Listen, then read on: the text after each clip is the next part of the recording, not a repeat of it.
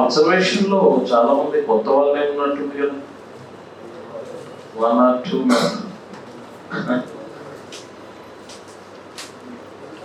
మా అప్పటి నుంచి కష్టపడుతున్నారా?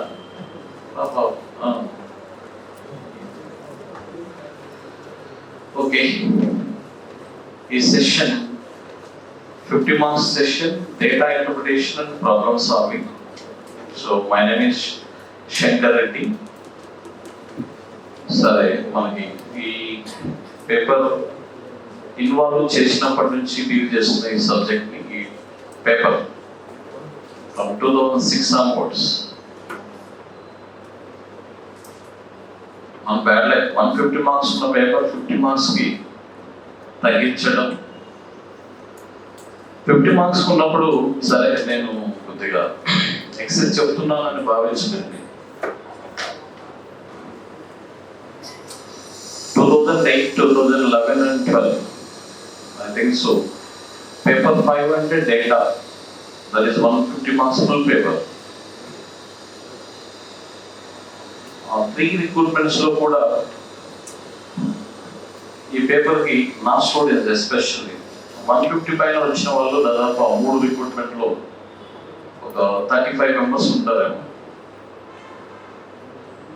150కి 140 పైన, హైయెస్ట్ 146. మరి ఏ పేపర్ కూర్చుంటావేమో. Even though science and technology ఆ పీరియడ్లో 110 marks హైయెస్ట్. చాలా సాలిడ్గా ఆ పేపర్ ద్వారా సెలెక్ట్ అయిన వాళ్ళు చాలా మంది ఉన్నారు, ఎక్స్పెక్ట్ చేయని వాళ్ళు కూడా. Even non maths students, history background వాళ్ళు కూడా 140 పైన వచ్చింది. విత్ కాన్ఫిడెన్స్ ఉంటే ఈజీగా వస్తుంది. సరే, ఏది ఏమైనా కూడా మనకి 50 marks science and technology and data interpretation and problem solving. Pattern కూడా చేంజ్ చేశారు మనకి. ఇది వరకు 10 marks ఓరియంటేషన్ లో ఉండేది, ఇప్పుడు 2 marks. కొద్దిగా అవకాశాలు ఉంటాయి, అవకాశాలు కూడా పోతాయి. ఒక క్వశ్చన్ పైన కూడా 2 marks జంప్. కాబట్టి మనకి ఇచ్చిన టాపిక్స్ మీద పూర్తిగా గ్రిప్ ఉంటేనే మనం యాస్టీస్ 50 marks తెచ్చుకోవడానికి అవకాశం. 50 వస్తాయి, నో ప్రాబ్లం, నో డౌట్. కాకపోతే అది మన మీద డిపెండ్ అవుతుంది, మన ప్రిపరేషన్ మీద డిపెండ్ అవుతుంది. ఫస్ట్ బేసిక్స్ మీద పూర్తిగా అవగాహన ఉంటే ప్రతి క్వశ్చన్ మనం ఈజీగా ఆన్సర్ చేయొచ్చు. అందులో దేని మీద పూర్తి గ్రిప్ వస్తే మనకి ఈవెన్ ప్రిలిమ్స్ లో కూడా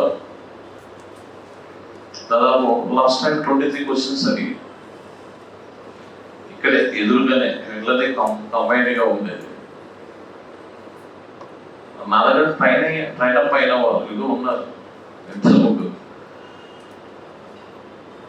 చాలా ఈజీగా ఎక్స్పెక్ట్ చేసి వచ్చారు, రాశారు. అది చెప్పే వాళ్ళ మీద ఉంటుంది. మనం ఆ classmate way of teaching mode. దాదాపు 25 years ఎక్స్పీరియన్స్ ఎలా అడుగుతాడు, ఏ విధంగా అడుగుతాడు, సబ్జెక్ట్ మీద క్వశ్చన్స్ లాగింగ్ ఎలా ఉంటుంది, డిఫరెంట్ ఫార్మాట్స్ లో చెప్తుంటాం. కాబట్టి అనుభవంతో ముందుకు వెళ్ళడం వలన క్వశ్చన్స్ ఎక్స్పెక్ట్ చేయొచ్చు, ఏ విధంగా అడగవచ్చు అని. కొత్తగా ఏముంటాయి ఈ పేపర్ సెట్ చేసే వాళ్ళు కూడా మోడ్ ఆఫ్ సెట్టింగ్ మీద డిపెండ్ అయి ఉంటుంది. కొంతమంది క్రియేటర్స్ ఉంటారు, కొంతమంది కాపీ రాయర్లు ఉంటారు. ఆ సివిల్ సర్వీస్ ప్రీవియస్ పేపర్స్ తర్వాత దాని కాంపిటేటివ్ ఎగ్జామ్స్ లో వచ్చే క్వశ్చన్స్ కాపీ యాస్టేజ్ గా తిప్పడం. అదే పనిలో మనం కూడా ఉంటాం కాబట్టి, మనం అంటే మీరు కాదు, నేను డిఫరెంట్ ఎగ్జామ్స్ ఫాలో అవుతూ టెస్ట్ తయారు చేస్తుంటాం కాబట్టి అనుభవం ఉంటుంది. ఈ విధంగా అడగొచ్చేమో. కాబట్టి ప్రతి క్వశ్చన్ మనకు తెలిసిందిగానే ఉంటుంది. ఎప్పుడు అంటే సబ్జెక్ట్ మీద పూర్తి గ్రిప్ వచ్చినప్పుడు.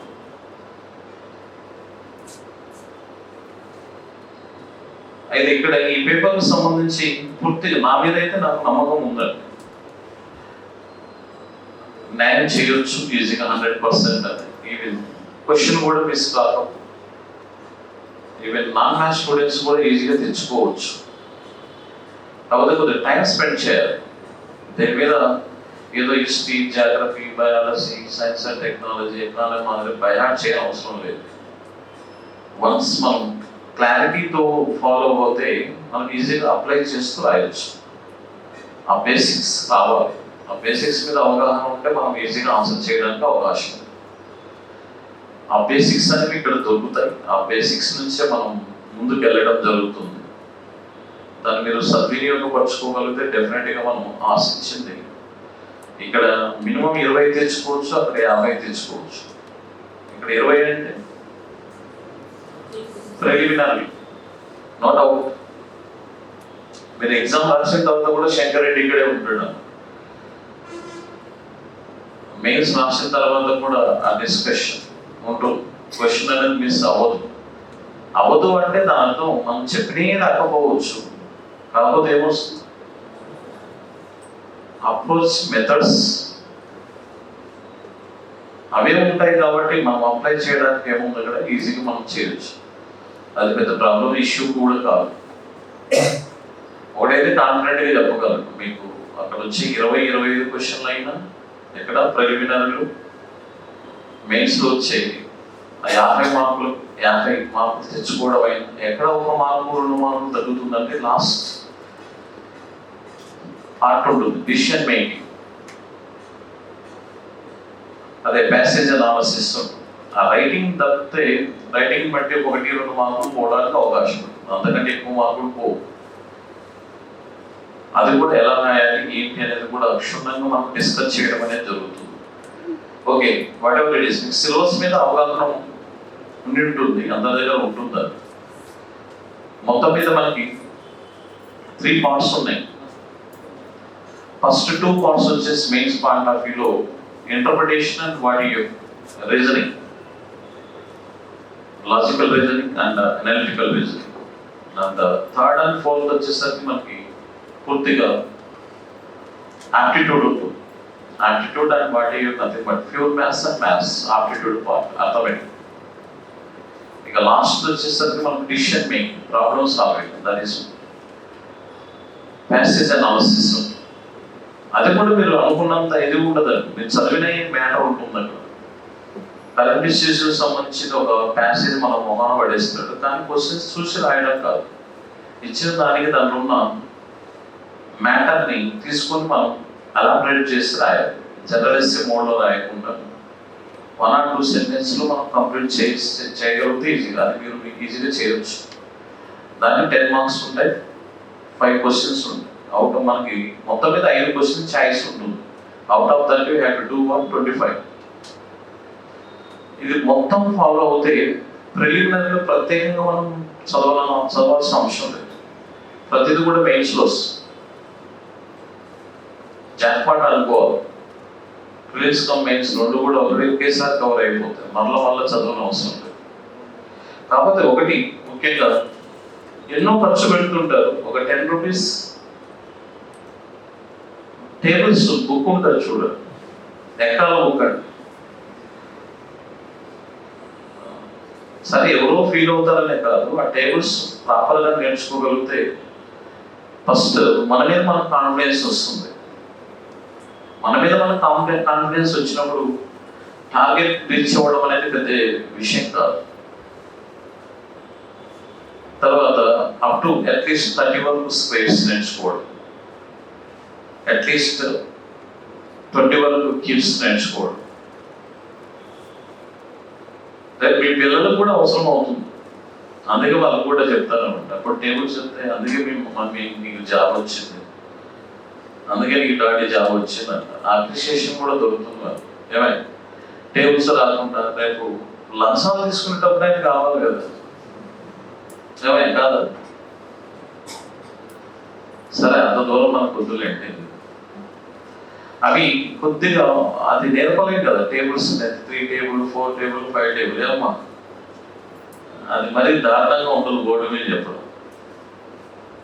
కాబట్టి అవి కొద్దిగా మీరు రెక్టిఫై అయ్యి కొద్దిగా తరువు అవుతాయి, మనం ఈజీగా ఆన్సర్ చేయడానికి అవకాశం అనేది.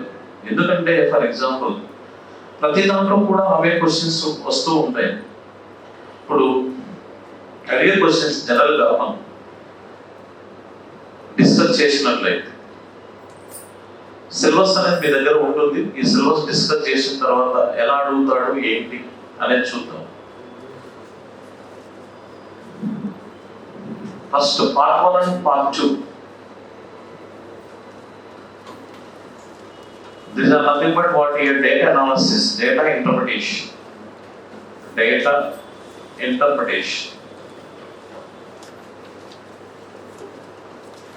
దీన్ని తెలుగులో దత్తాంశ అన్వయము అంటారు. దత్తాంశ అన్వయం. And also this reasoning part.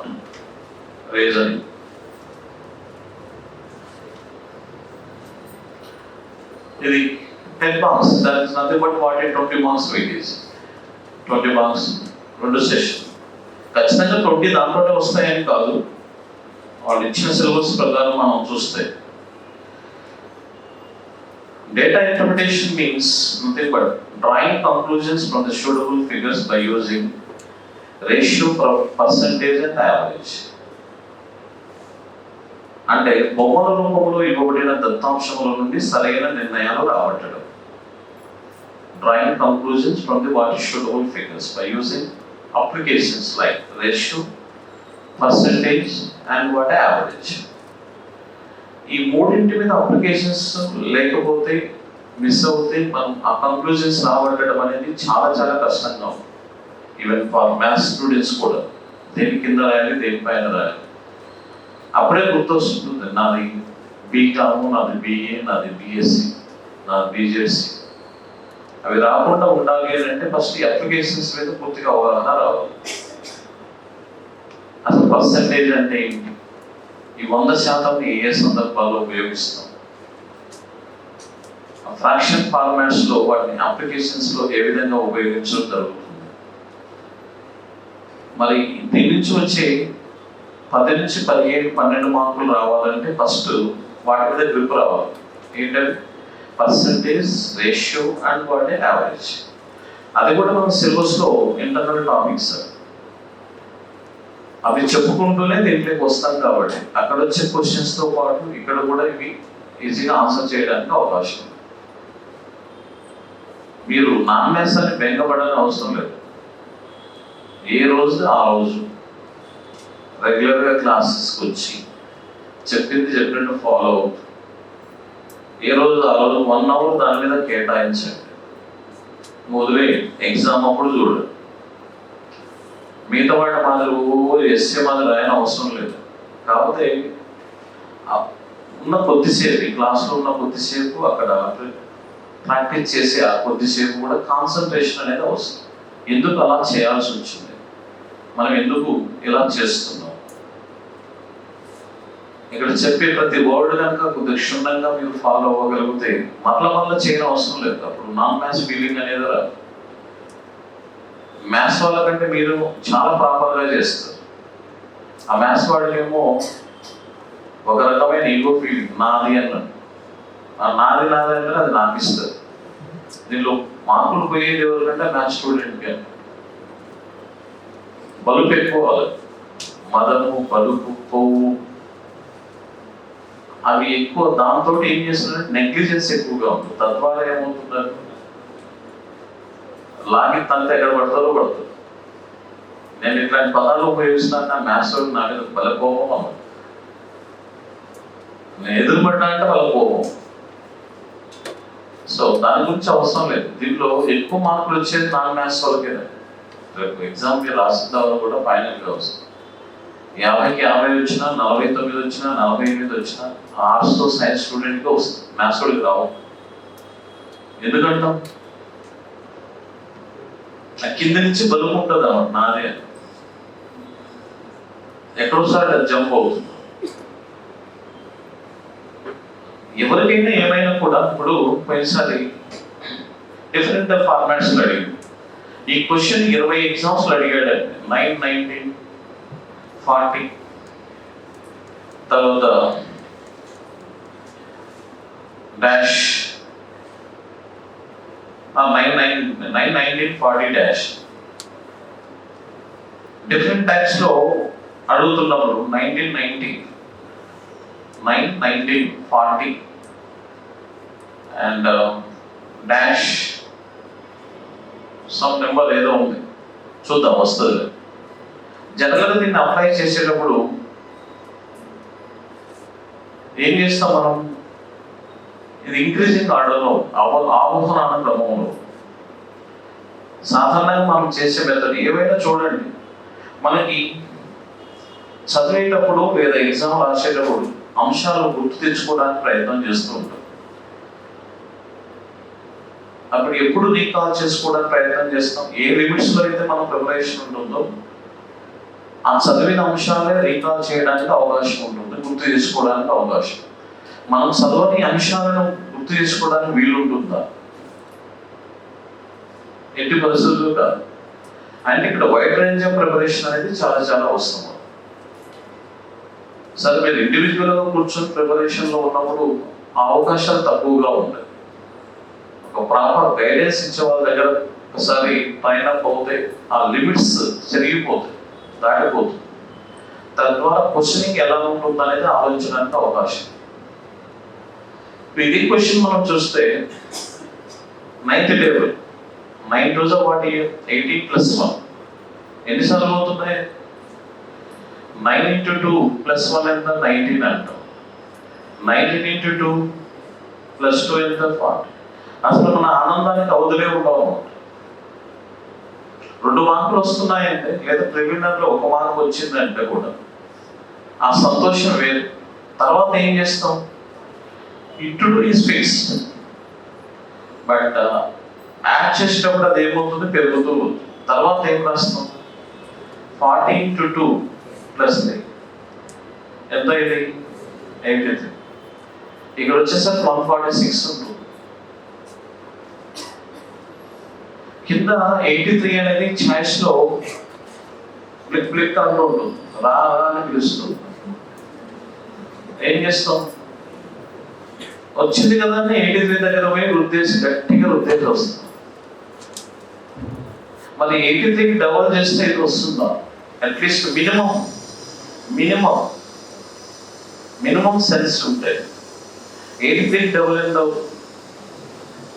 మరి is it 146 is fit or what? 83 is fit or what?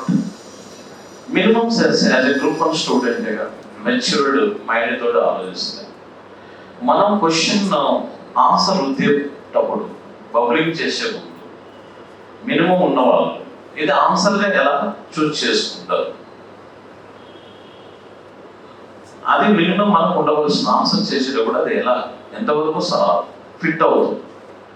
83 double చేస్తే ఎంత రావాలి? మోర్ దాన్ 160 రావాలి. ఈ విధంగా చేస్తే 170 రావాలి. అంటే ఇటువంటిప్పుడు సహజంగా మీకు వస్తాయిలేండి, that is nothing but what. పేపర్లో సహజంగా తప్పులు దొరుకుతుంటాయి కాబట్టి క్వశ్చన్ బోర్డు క్వశ్చన్ తప్పించింది. ఇదంతా ప్రాపగాండా ఎవరు చేస్తారంటే మ్యాథ్స్ స్టూడెంటే చేస్తారు. ఎగ్జామ్ రాసి వచ్చిన తర్వాత టీమ్ వర్క్ దగ్గర కలిసినప్పుడు ఈ నాన్ మ్యాథ్స్ వాళ్ళందరూ దగ్గర పెట్టుకొని ఇదిగో ఇది ఈ ప్రాసెస్ ప్రకారం ఇది తప్పు, మీరు సైన్ పెట్టండి, అందరం టీఎస్పీఎస్సీ బోర్డుకి వెళ్దాం. అక్కడ పోతుంటే ఆ బోర్డు చైర్మన్ నిలబడి నీ పేరు మొత్తం కనుక్కుంటా నీట్గా ఏం చదువుతున్నా ఏంటి క్షుణ్ణంగా చేసిన తర్వాత ఎలా ఏంటి అని చెప్తాయి. మరి ఓకే నీ పద్ధతి ప్రకారం అది ఓకే, మరి ఇలా ఎందుకు రాకూడదు అని మొట్టమొదటి ప్రధాన సంఖ్య ఏంటి? What is the first prime number? అసలు ప్రైమ్ నెంబర్ అంటే ఏంటి? ఈ ప్రైమ్ నెంబర్స్ ఆపోజిట్ నెంబర్స్ మీద మీకు ఖచ్చితంగా 5 నుంచి 7 మార్కులు స్కోర్ అవుతుంది. అది అర్థమెటిక్ కావచ్చు, సిరీస్ కావచ్చు. ప్రైమ్ నెంబర్స్ ని ఎవరు ఇంట్రొడ్యూస్ చేశారు? మనకు 6th క్లాస్లో ఇచ్చారు. మనం అవన్నీ మర్చిపోతాం. మనమేమో గ్రూప్ 1 ప్రిపేర్ అవుతున్నాం, ఆ లెవెల్లో ఆలోచిస్తుంటాం. క్వశ్చనింగ్ ఎలా ఇచ్చాడు, ఏ విధంగా అడుగుతున్నాడు అనేది మనం ఆలోచించాము. ఎరటోస్థెనీస్ అని Japanese mathematician is introduce what prime and composite numbers. ఈయన కూడా గౌతమ్ బుద్ధుడి మాదిరి సంసార జీవితం మీద విరక్తి చెంది ఒక జల్లెడ పట్టుకొని అడవులకు పోతాడు. ఈయన గౌతమ బుద్ధుడు బోధి వృక్షం కింద కూర్చుంటే ఆయన ఏదో వృక్షం కింద కూర్చొని ధ్యానం చేయడం మొదలుపెట్టి ఆయనకు అన్ని పెరిగినాయి. చివరికి వాటిని చూసి ఆ జల్లెలు ఇసుక రాళ్ళు అన్ని మోసి జల్లెడ పడతాయి. ఆయన కంటికి కొన్ని కనబడ్డాయి, కొన్ని పైకి ఎగురుతున్నాయి, కొన్ని కిందికి జారిపోతున్నాయి. జల్లెడ అంటే అంతే, జల్లెడ దేనికి ఉపయోగిస్తున్నాం? పనికి రాని వాటి మీద జల్లెడ ఫిల్టర్ చేయడం. మధ్యలో కొన్ని ఇరుక్కుపోతుంది, కొన్ని పైకి ఎగురుతున్నాయి, కొన్ని ఏమో కిందికి దిగిపోతుంది. కిందికి ఏవి దిగుతాయి? భారం ఎక్కువగా ఉన్నవి దిగుతాయి, అంతే కదా. జనరల్గా పట్టుకుంటే తేలిగ్గా ఉన్నాయి, పైకి ఎగురుతున్నాయి, భారం ఎక్కువగా ఉన్నాయి, కిందికి దిగుతున్నాయి. మధ్యలో ఒకటేమో ఇరుక్కుపోయింది. ఆ మధ్యలో ఇరుక్కుపోయిన దాన్ని ఇది ఆడగాదు మగగాదు అని పేరు పెట్టాడు. It is neither prime not opposite. ఈ పైకి ఎగిరే వాటికి ఆయన కంటికి కనబడ్డాయి. వీటికి రెండే రెండు ఉన్నాయి, ఎవరు పట్టించుకోరు. వాడు ఒక ఎదవ, పట్టించుకునేది ఎవరు? వాడికి వాడు, పుట్టినందుకు తల్లిదండ్రులు తప్పక పెంచడం, అంతే కదా. ఎంత ఎదవనైనా తల్లిదండ్రులు అయితే పోగొట్టుకోలేదు కదా. గౌరవం ఎక్కువగా ఉన్న వాళ్ళ పరిధి అంటే ఇక్కడ ఒకటి మరియు తనకు తాను మాత్రమే ఖచ్చితంగా రెండే రెండు కారణాంకాలను కలిగి ఉండే వాటిని ఏమంటామంటే prime numbers. A number is said to be prime, it should be greater than 1, and if it has exactly what two factors, these two factors are what? 1 and itself. They are called what? Prime numbers. Or otherwise they are called composite numbers. ఒకటి కంటే పెద్దదై ఉండి రెండు కంటే ఎక్కువ కారణాంకాలను కలిగి ఉండేవాడు. A number which has more than 1 and if it has more than 2 factors, then they are called what? Composite number. వాటికి ఎక్కువగా ఉంటుంది కాబట్టి సర్కిల్ ఎక్కువగా ఉంటుంది, లాగడం ఎక్కువగా ఉంటుంది, కిందికి దిగిపోతుంది. కిందికి జారిపోయే వాటిని కాంపోజిట్ నెంబర్స్ అన్నాడు, పైకి తేలే వాటినేమో ప్రైమ్ నెంబర్స్ అన్నాడు, మధ్యలో ఇరుక్కుపోయిందేమో నైదర్ ప్రైమ్ నాట్ కాదు. అది ప్రధాన సంఖ్య కాదు, సంయుక్త సంఖ్య కాదు అన్నాడు. దాన్ని ఒకటిగా పేర్కొన్నాడు. 1 is neither prime nor not. మరి ఇప్పుడు వీటిల్లో అదే మనం గమనిస్తే ఆ విధంగా చూస్తే ఫస్ట్ ప్రైమ్ నెంబర్ ఏమవుతుంది? 1 is neither prime nor composite. How many primes are there up to 100? రేపు అడిగే క్వశ్చన్ అదే ఉంటుందండి. అదే అడిగాడు, ఏమని అడుగుతాడు ఇక్కడ? Number of primes from 50 to 80 అని. What is the least prime in 4 digits అంటే? లీస్ట్ ప్రైమ్ ఇన్ 4 digits, 4 అంకెల అతి చిన్న ప్రధాన సంఖ్య. మీరు గమనించారో లేదో 5th 6th క్లాస్లోనే మనకి టేబుల్ ఇచ్చాడు. ఎన్ని 100 వర్స్ 400 వరకు ప్రైమ్ నెంబర్స్ లిస్ట్ ఇచ్చాడు. గుర్తుందో లేదు, చూసారో లేదు? ఈ ప్రైవేట్ స్కూల్లో బతుకులు అన్నీ ఉంటాయి. గవర్నమెంట్ స్కూల్స్ అంటే కొద్దిగా క్వాలిఫైడ్ టీచర్స్ ఉంటారు కాబట్టి వాళ్ళన్నీ కూడా డిస్కస్ చేస్తాం. మనం ఎప్పుడైతే ప్రైవేట్ స్కూల్లో చదివామో అంటే ఉన్నది కూడా పోదు. దానికి ఎగ్జాంపుల్ నేను ప్రైవేట్ గవర్నమెంట్ స్కూల్ నుంచి వచ్చిన వాడినే కాబట్టి వాళ్ళకి ఆ సబ్జెక్ట్ ఆ లిమిట్స్ తెలుసు, చెప్పగలరు. మనకి 400 వరకు ప్రధాన సంఖ్య లిస్టే ఇవ్వడం జరిగింది మనకి 6th క్లాస్లో అయితే. సో అదే ఇక్కడ అడుగుతుంది, కొత్తగా ఏం అడగట్లేదు. మనం ఆయన తెలియక ఏమేమో చదువుతుంటాం. 100 వరకు ఉండే ప్రధాన సంఖ్య number of primes up to 125. Number of primes up to 100 to 200 ఎన్ని ఉంటాయి? సర్లే తర్వాత చేద్దాం. మనం మొత్తం 1000 వరకు 168 ఉంటాయి. 50 వరకు ఎన్ని ఉంటాయి? 15 ఉంటాయి. 50 to 110 ఉంటాయి. Total 25 up to 100. ఇప్పుడు ఈ విధంగా చూస్తే the first prime number is nothing but 2. 2 square plus 5 ఎంతమ్మా? 9. Next prime number is 3 square plus 10. ఎంత? 90. The consecutive primes are what? 2, 3, 5, 7, 11, 13, 17, 19. ఈ ప్రైమ్ నెంబర్స్ మీద చూడండి, రేపు ప్రిలిమినరీలో కానీ మెయిన్స్లో కానీ డెఫినెట్ 2 క్వశ్చన్లు కంపల్సరీ ఉంటాయి, ఏదో ఒక రూపంలో ఉంటాయి. 2 square plus 5 9, 3 square plus 10. మరి ఈ రకమైన ఆలోచన మనకు ఎప్పుడు రావాలంటే వస్తుంది కాన్సన్ట్రేషన్ ఉన్నప్పుడు. ఆ విధంగా ఎందుకు రాకూడదు? ఇప్పుడు ఏముంది చూడండి, batting that what fifth table to what squares of consecutive prime numbers. వరుస ప్రధాన సంఖ్యల వర్గాలకు ఏం కలుపుతున్నాము? 5వ ఏకాన్ని కలుపుతున్నాం, 5 table. Next prime number is what? 5 square plus 15 ఎంతమ్మా? 40. Next is what? 7 square plus 20 69. Next what? 9 రాయకూడదు, 9 రాసిన అంటే 11 square plus 25 140. So answer is what? ఇది తెలిసిన తర్వాత అవునా ఇంతేనా అనవసరంగా 2 మార్కులు పోయాయి. డిప్యూటీ కలెక్టర్ కాస్త ఏమవుతుంది? ఏడీఓ గానో సిటీఓ గానో పోయాయి. మళ్ళా గ్రూప్ 1 రాయాలి. లేకపోని అంత ఎందుకు తెలుసుకోవాలి? సో మరి ఇలా ఉంటాయి క్వశ్చన్స్. సరే, మనం ఎంతసేపటికి ఆ బుక్లో ఈ బుక్లో ఉన్నవాడు చెప్పినాయి క్రియేటివిటీ రావాలి. ఆ విధంగా వచ్చినప్పుడు ఆటోమేటిక్ మనం ఈజీగా ఆన్సర్ చేయడానికి అవకాశం ఉండదు. ఒకటండి చూడండి,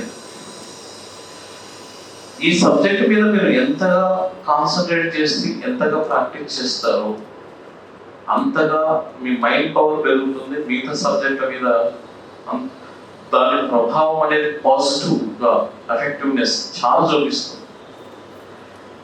ఈ పేపర్ దీన్ని ప్రిపేర్ అవ్వడం వలన మనకు ప్రిపరేషన్ విధానం తెలుస్తుంది, కాన్సన్ట్రేషన్ పెరుగుతుంది, అంకిత భావం పెరుగుతుంది, ఆలోచన ధోరణి పెరుగుతుంది. అది కూడా పాజిటివ్ యాటిట్యూడ్లో ఎలా ఆలోచించాలి అనేది తెలిపేదే సబ్జెక్ట్ మెంటల్ ఎబిలిటీ.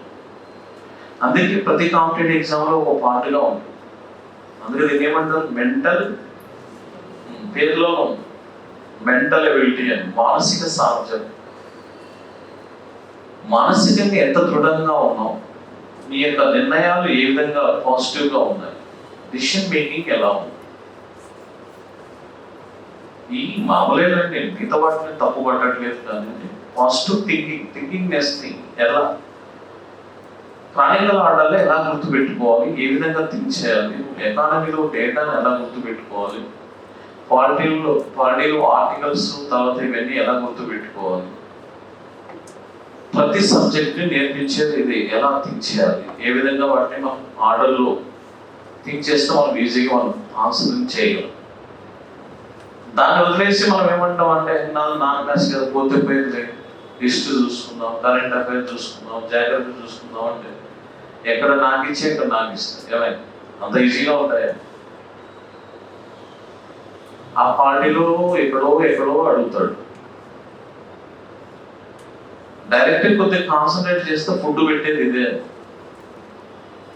సరే మనం సో కాబట్టి ఇక్కడ ఆన్సర్ ఏమవుతుంది? ఇక్కడ 69. ఇంతకుముందు కూడా I think so it is even last time నేను రెడీ చేసినప్పుడు నాకు రీజనింగ్ బుక్స్ కూడా ఉన్నాయి మార్కెట్లో. అది నేను 2016లోనే ఆ క్వశ్చన్ ఇచ్చాను. అది మన రీసెంట్గా సీసెట్ అడిగాడు, ఇంతకుముందు ఏపీ గ్రూప్ 1 ప్రిలిమ్స్లో కూడా అడిగింది. ఏంటి అనేది చూస్తే ఏబి ఏబిసి ఏబిసిడి ఏబిసిడిఈ ఇలా సిరీస్లో 100th లెటర్ ఏంటి అని. 100th letter, what is the 100th letter in the series? ఎలా రాస్తూ పోతే 100వ అక్షరం ఏమవుతుంది? ఇప్పుడు దీన్ని గమనిస్తే కొద్దిగా మనది అని గమనించామనుకో, ఇది సిరీస్ అండి. కామాలు ఉండవు, పురుషులు ఉండవు, ఏముండవు, ఇలానే ఉండవు, గ్యాపులు కూడా ఉండవు అనమాట. నేను మన కన్వీనియంట్గా రాసి what is the 100th letter in the series? ఆ సీసాట్ వాళ్ళు వచ్చేసి సార్ మొన్న సార్ ఇది ఏది సార్ మరి భయంకరంగా ఉంది. భయంకరమా పాడ? మన మెదడు కరెక్ట్గా ఉంటే అన్ని కరెక్ట్గా మనం చదివినవి రావాలని ఉందా? నువ్వు చదివే లిమిట్స్ నీకు బద్ధకం ఎక్కి నువ్వు చదవవు. ఆయన రాసిన ఈయన రాసిన బుక్స్ ఫాలో అవుతుంది. దాంట్లో ఎన్ని బూతులు ఉంటాయో తెలియదు. ఇప్పుడు అందరూ రైటర్లే అయిపోయారు. ఏమమ్మా అందరూ గ్రంథ ఏమవుతుంది? అందరూ బుక్స్ రిలీజ్ చేసే వాళ్ళు అయిపోయారు. దాన్ని ఎన్ని బూతులు ఉండేది లేదు. నాది కొను ఆయన కొంటే ముందని నా పోయినట్టే. అయితే దీంట్లో what is the 100th letter in the series? ఇప్పుడు మీ థింకింగ్, మీ యొక్క పాజిటివ్ థింకింగ్ అనేది ఇక్కడే డిపెండ్ అవుతుంది. ఇలా రాస్తూ పోయినప్పుడు మళ్ళీ దీన్ని మనం ఎందుకు ఇలా స్ప్లిట్ చేసుకోలేము? నేను మీకు కన్వీనియంట్గా రాశాను. అన్నీ కూడా ఏతో స్టార్ట్ అవుతాయి. ఏ రిపీటెడ్గా వస్తుంది, బి వస్తుంది, సి వస్తుంది, డి వస్తుంది, ఈ వస్తుంది. దీన్ని ఒక పార్ట్గా డివైడ్ చేయ 1 2 3 గ్రూపులుగా డివైడ్ చేస్తే age itself is what is single element in the first group. దీంట్లో ఎన్ని ఉన్నాయి? 1. దీంట్లో ఎన్ని ఉన్నాయి? 2. ఈ గ్రూపులు ఎన్ని ఉన్నాయి? 3 4 5. అలా ఎందుకు మనం స్ప్లిట్ చేసుకోలేదు? 5th గ్రూప్లో 5 లెటర్స్ ఉన్నాయి, 6th గ్రూప్లో 6 లెటర్స్ ఉన్నాయి, 7th గ్రూప్లో ఎన్ని వస్తాయి? 7 లెటర్స్, 8th గ్రూప్లో 8 లెటర్స్ వస్తాయి, 9th గ్రూప్లో 9 లెటర్స్ వస్తాయి కదా. మనకు కావాల్సింది 100th లెటర్. మన 100th లెటర్ రావాలంటే ఇవేంటవి? 1 2 3 4 5 natural numbers, సహజ సంఖ్య. What is the sum of first 10 natural numbers? n into n plus 1 కదా. మరి this is 1 plus 2 plus 3 plus up to what n, it is nothing but what n into n plus 1/2. ఇలా ఎన్ని గ్రూపులు అయితే మనకు 100 value దగ్గరికి వస్తుంది. Is it 10th group or 11th group or 12th group or 13th group? మన expectations మైండ్లో వస్తుంది. 13 గ్రూప్స్ ఎక్స్పెక్ట్ చేసాం అనుకోండి, 13 into 13 plus 1/2 అంటే 91 వస్తుంది. అప్ టు 13th గ్రూప్స్ వరకు అంటే 1 plus 2 plus 3 plus up to what 13. ఇవి ఎంతమ్మా? 91. అంటే దీని అర్థం ఏంటి? ఏబి ఏబిసి ఇలా. 30th గ్రూప్ ఏంటి? ABC up to what? ఇది కూడా ఈ పొజిషన్ ఆఫ్ లెటర్స్ కూడా చాలా చాలా ఇంపార్టెంట్. ఆంగ్ల అక్షరమాలలోని 26 అక్షరాల స్థాన విలువలను నిద్రలో మిడ్ నైట్ లేపి అడిగినా చెప్పేటట్లు ఉంటే నీకు డెఫినెట్ గా 10 మార్కులు జోబులో ఉంటుంది. No doubt. మనకి ఏది కాకుండా నేను హాల్ టికెట్ మీద రాసుకుంటా, అక్కడ రాసుకుంటా, నాకు ఇస్తుంది. రిలీజ్ కూడా క్వాలిఫై కావు. దానికి చాలా ఉన్నాయి ఈజీగా గుర్తుపెట్టుకోవడం, చాలా చాలా ఉన్నాయి. ఇప్పుడు చూస్తే అప్ టు దిస్ ఈ గ్రూప్ వరకు ఎన్ని, ఇది ఎన్నో లెటర్ అవుతున్నప్పుడు 91.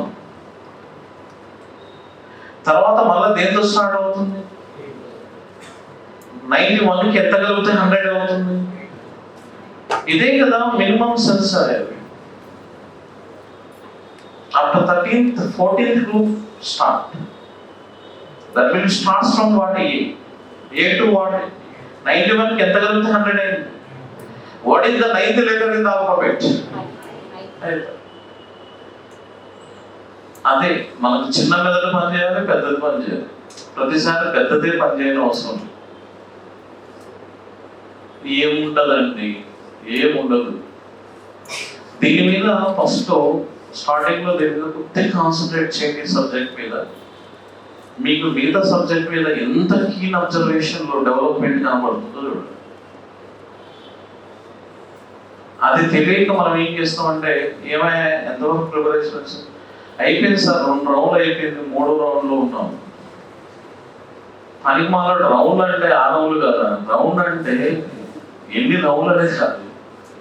ఒకసారి అయిపోయిందంటే సబ్జెక్ట్ మీద ఎంతవరకు కమాండ్ వచ్చింది, నువ్వు ఎంతవరకు అప్లై చేస్తున్నావు, ఎంతవరకు నువ్వు దానికి తగ్గట్టు క్వశ్చన్కి రాయగలుగుతున్నావు అనేది ఇంపార్టెంట్. రౌండ్ తిప్పడం తిప్పేది ఇదేమన్నా మంద పెగ్గులు రౌండ్లు వేయటాను ఏమమ్మా? సబ్జెక్ట్ ని అది ఒక్కసారి కీన్ అబ్జర్వేషన్ తో మనం వెళ్ళగలుగుతాం. మేము ఇటువంటి చెప్పేవాళ్ళు చెప్తే వినకుండా ఇట్లా తయారై ఇట్లా పాఠాలు చెప్పుకోవాల్సి వస్తుంది. ఎంతమంది చెప్పారు. నేను 3 సార్లు సివిల్స్ మెయిన్స్ రాసిన. ఏం చేస్తాం? దొమ్మ పొగలు గైడెన్స్ ప్రాపర్గా ఫాలో అయింటే మనం కూడా సరేలేండి అది వేరు ఇది వేరు అనుకోండి, ఇదే ఆనందాన్ని ఇస్తుంది మాకు. కానీ 10 మందికి నచ్చడం సరే, కొంతమంది తిట్టే వాళ్ళు ఉంటారు, కొంతమంది తిట్టే వాళ్ళు. నా క్లాస్లో సగం మంది పైన తిడతారంట, ఎందుకంటే ఆ మ్యాథ్స్ వల్ల తిడతా ఉంటారు, వాళ్ళు తిడతాను కాబట్టి.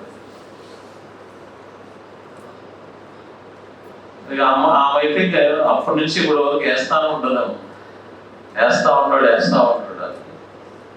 సరే ఏదేమైనా కూడా what is the 9th letter in the 14th group? I అని ఎలా చెప్పగలుగుతున్నాం? అవి రావాలి, ఆల్ టికెట్ మీద రాయకూడదు. What is 17th letter in the alphabet from A? చెప్పు. Q.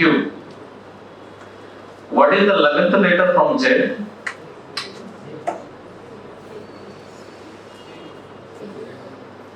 ఇవి రావాలి.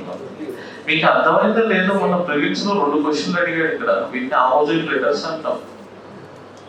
వీటిని ఆపోజిట్ లెటర్స్ అంటాం ఆల్ఫాబెట్స్ లో. ఇప్పుడు మన చైర్మన్ గారు ఉన్నారు చూడండి, కేపీ.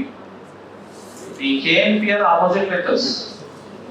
మహానుభావుడు KA Paul, Pawan Kalyan. KNP are both are opposite letters in the alphabet. If the sum of positions of any set of letters which is equal to 27, then the pair of letters are opposite to each other.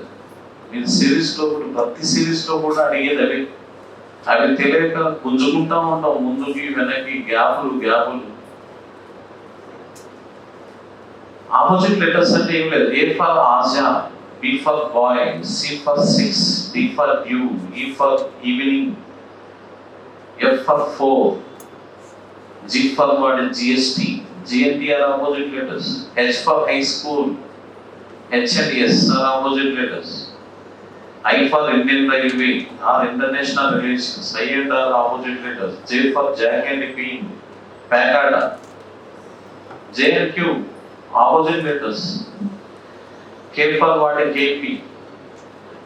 L for love, L and O are opposite letters. M for man, M and N are opposite. చాలా బాగుంటాయండి. మీరు అనుకున్నంత ఉండదు. మిగతా సబ్జెక్టులు ఇంతైనా ఇప్పుడే అయిపోయిందా అనిపిస్తుంది. ఏది చేయాలి, నేర్చుకోవాలన్న తపన ఉన్నవాళ్ళు. లేని వాళ్ళకైతే ఎప్పుడెప్పుడు దుబ్బేద్దామని చూస్తుంటారు. సో కాబట్టి ఇక్కడ ఏముండదు, పాజిటివ్ థింకింగ్ అనేది చాలా.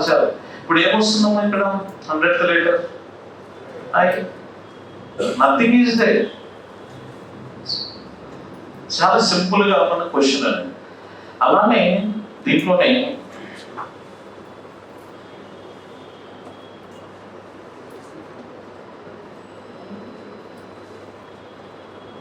one, 2, 3, 5 dash 10, 15 and 30 ఇలా ఇచ్చింది. ఈ క్వశ్చన్ అయితే 25 టైమ్స్ అడిగి ఉంటాడు. ఫస్ట్ టైం గ్రూప్ 1 మెయిన్స్ లో అడిగాడు. ఆ తర్వాత ఈ క్వశ్చన్ అనేది డిఫరెంట్ ఎగ్జామ్లో దీన్ని రిపీట్ అవ్వడం మొదలుపెట్టి. బట్ వీళ్ళు చాలా బాగా చేస్తారు చూడండి. సిరీస్ అనేది ఆర్డర్లో, వేర్ థింకింగ్ అనేది చాలా అవసరం. తిరుగుతుంది అసెండింగ్ ఆర్డర్లో, ఆరోహణ క్రమంలో. చాలా మంది ఏం చేస్తారంటే ఇది వరకు చేసిన అనుభవం ప్రకారం 1 + 2 ఎంత, 1 + 2 3, 2 + 3. వాళ్ళ ఆనందానికి ఇంకా అసలు అవసరం ఉండవు. ఎందుకంటే 1 మార్క్ వస్తుంది ప్రిలిమ్స్ క్వాలిఫై అవుతాం, లేదంటే 2 మార్కులు వస్తున్నాయి మెయిన్స్ లో, ఏమైనా డిఎస్పీ కాస్త ఆర్డీఓ అవుతున్నాం, ఆలోచనలో ఉండదు. అందులో ఇంకోటి ఏంటంటే మెయిన్స్ లో ఛాయిస్ ఉండవు కదా. మెయిన్స్ లో ఛాయిస్ ఉండదు, మనం రాసేది ఆన్సర్ లేదు, కింద ఛాయిస్ అడ్వాంటేజ్ కూడా లేదు. 1 + 2 3, 2 + 3 5. ఏం రాస్తారు? 3 + 5 8 రాసి సో ఆన్సర్. దేర్ఫోర్ ఆన్సర్ ఇలా రాసి నీట్గా 3 + 5 8. ఓకే, ఇట్లా రౌండ్ చేసి వచ్చి క్వశ్చన్ నెంబర్ వేసి బయటకు వచ్చి నీట్గా 30 క్వశ్చన్ రాసి బయటకు వస్తుంది. వచ్చిన తర్వాత ఒక హాఫ్ అన్ అవర్ 1 అవర్ తర్వాత టీ బంక్ దగ్గర కలుస్తారు. 1 by 1 ఫలాని క్వశ్చన్ ఆన్సర్ ఇది ఇది ఇది. ఒకరు మొహాలు ఒకరు చూసుకుంటుంటే దీనికి 8 వచ్చిందా, నాకు రాలేదు ఏంటి, అంతవరకు మ్యాథ్స్ ఉంటాడు. దీన్ని ఏమంటాడు, దానికి కలరింగ్ వేస్తాడు. కలరింగ్ వేసేమంటారు, దీన్ని ఫిబొనాసి సిరీస్ అంటారు. ఫిబొనాసి సిరీస్ 1 + 2 3, 2 + 3 5, 3 + 5 8, 5 + 8 13. ఇది తప్పు, క్వశ్చన్ తప్పించాడు. కాబట్టి మనం అందరం రేపు ఏం చేయాలి, దానికి నాన్ మ్యాథ్స్ వాళ్ళు సైన్స్ వాళ్ళంతా వంతవాడి అవును సార్ పోదాము, దానికి ఖర్చు అవుతా లాయర్ పెట్టుకుందాం, తలా 200 ఇవ్వండి అని మెసేజ్ గ్రూప్ తయారు చేసి వాట్సాప్ గ్రూప్ దాన్ని చండాలం చేసి ఆడికి పోతే ఇప్పుడు ఎవరున్నారు ఇక్కడ చైర్మన్ ఉన్నాడు, మహేందర్ రెడ్డి ఉన్నాడు. ఆయన కూర్చోబెట్టి పైకి ఇది ఎవరని పాఠాలు చెప్పిందారు, ఫలానా శంకరెడ్డి అంటే నేను ఆయన వినలేదే, శంకరెడ్డి బాగానే చెప్తాడు అనుకుంటాను, ఇది అంతా మీ క్రియేటివిటీ అలా ఉంది కదా ఉండవు. ఆయన పాఠం చెప్పింది. ఇది ఫిబొనాసి సిరీస్ కాదమ్మా, దీంట్లో పెద్ద నెంబర్ ఏది 30. 30కి కారణాంకాలు ఏంటి చెప్పమంటారు. What are the factors of 30?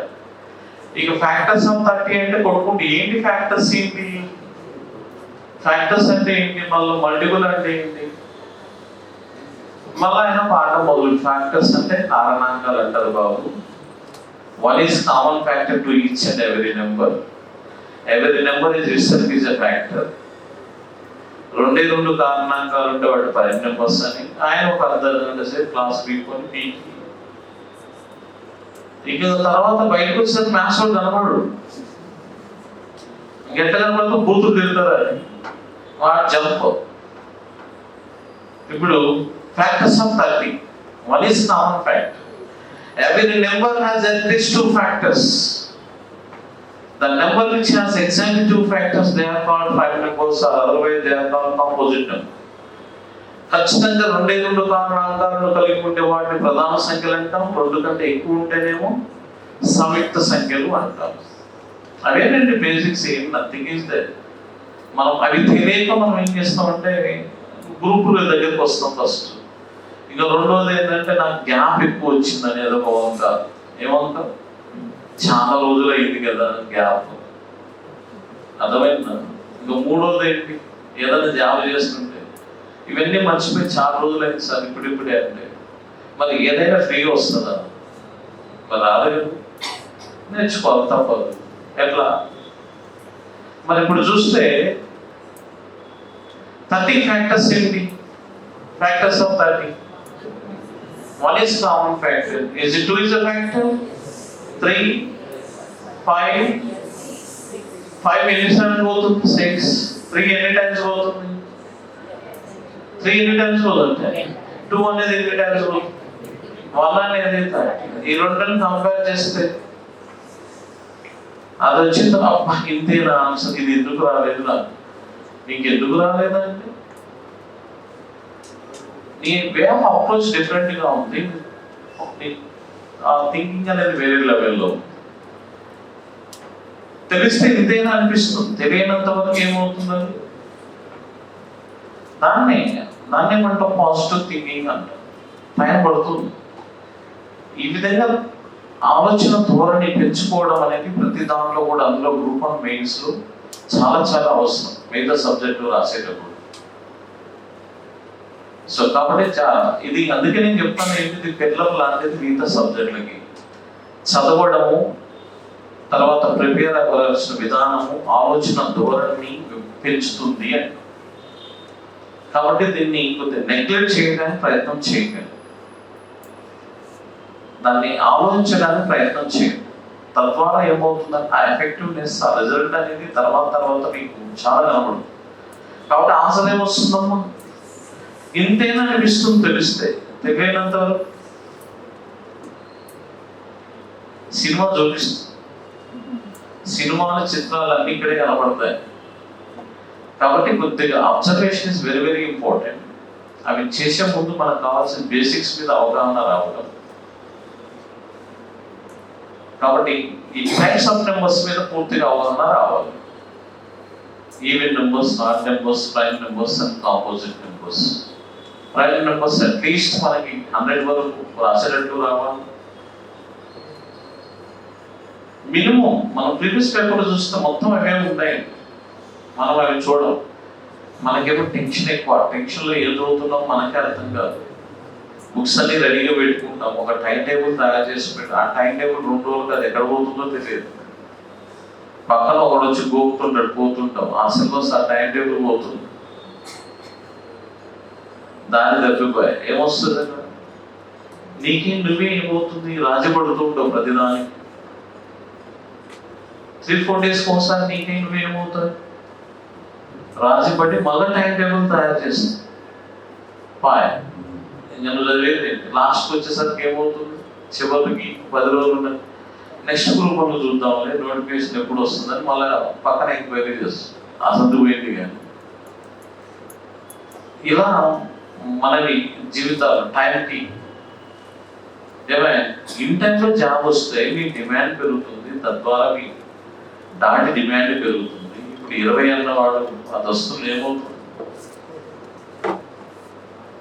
అవుతాయినా ఏకదమ్మున DSP అయినామంటే ఏ 2-3 అంటాం, అర్థమైందా? అలానే ఎక్కువ రోజులు ఈ పక్క ఊడి ఆ పక్క ఊడి నల్లయి కాస్త తెల్ల అయితే చేసుకునే అమ్మాయి కూడా ఉంటుంది కదా, ఎక్కువగా ఉండాలి. కొంటున్నాను కదా అనుకున్నట్టు ఉండాలి. నీకు అన్ని ఊడిపోయినా ఇంక 3 కావాలి 4 కావాలంటే ఎవడిస్తారా? ఏదో పెద్దవాళ్ళు చెప్తుంటారు చూడండి, ఏ వయసులో చేయాలో ఆ వయసులో ఆశ అనేది లిమిట్స్ కూడా ఉండాలి. సరే ఏదేమైనా కూడా ఎందుకు రాదండి, మన దగ్గర దమ్ముంటే కాళ్ళ చుట్టూ తిరుగుతుంది, నేను వస్తా అని. ఏమైనా మన దగ్గర దమ్ము లేకపోతే వస్తావా నాకు ఇస్తుంది. దీన్ని బట్టి మనకేం కావాలి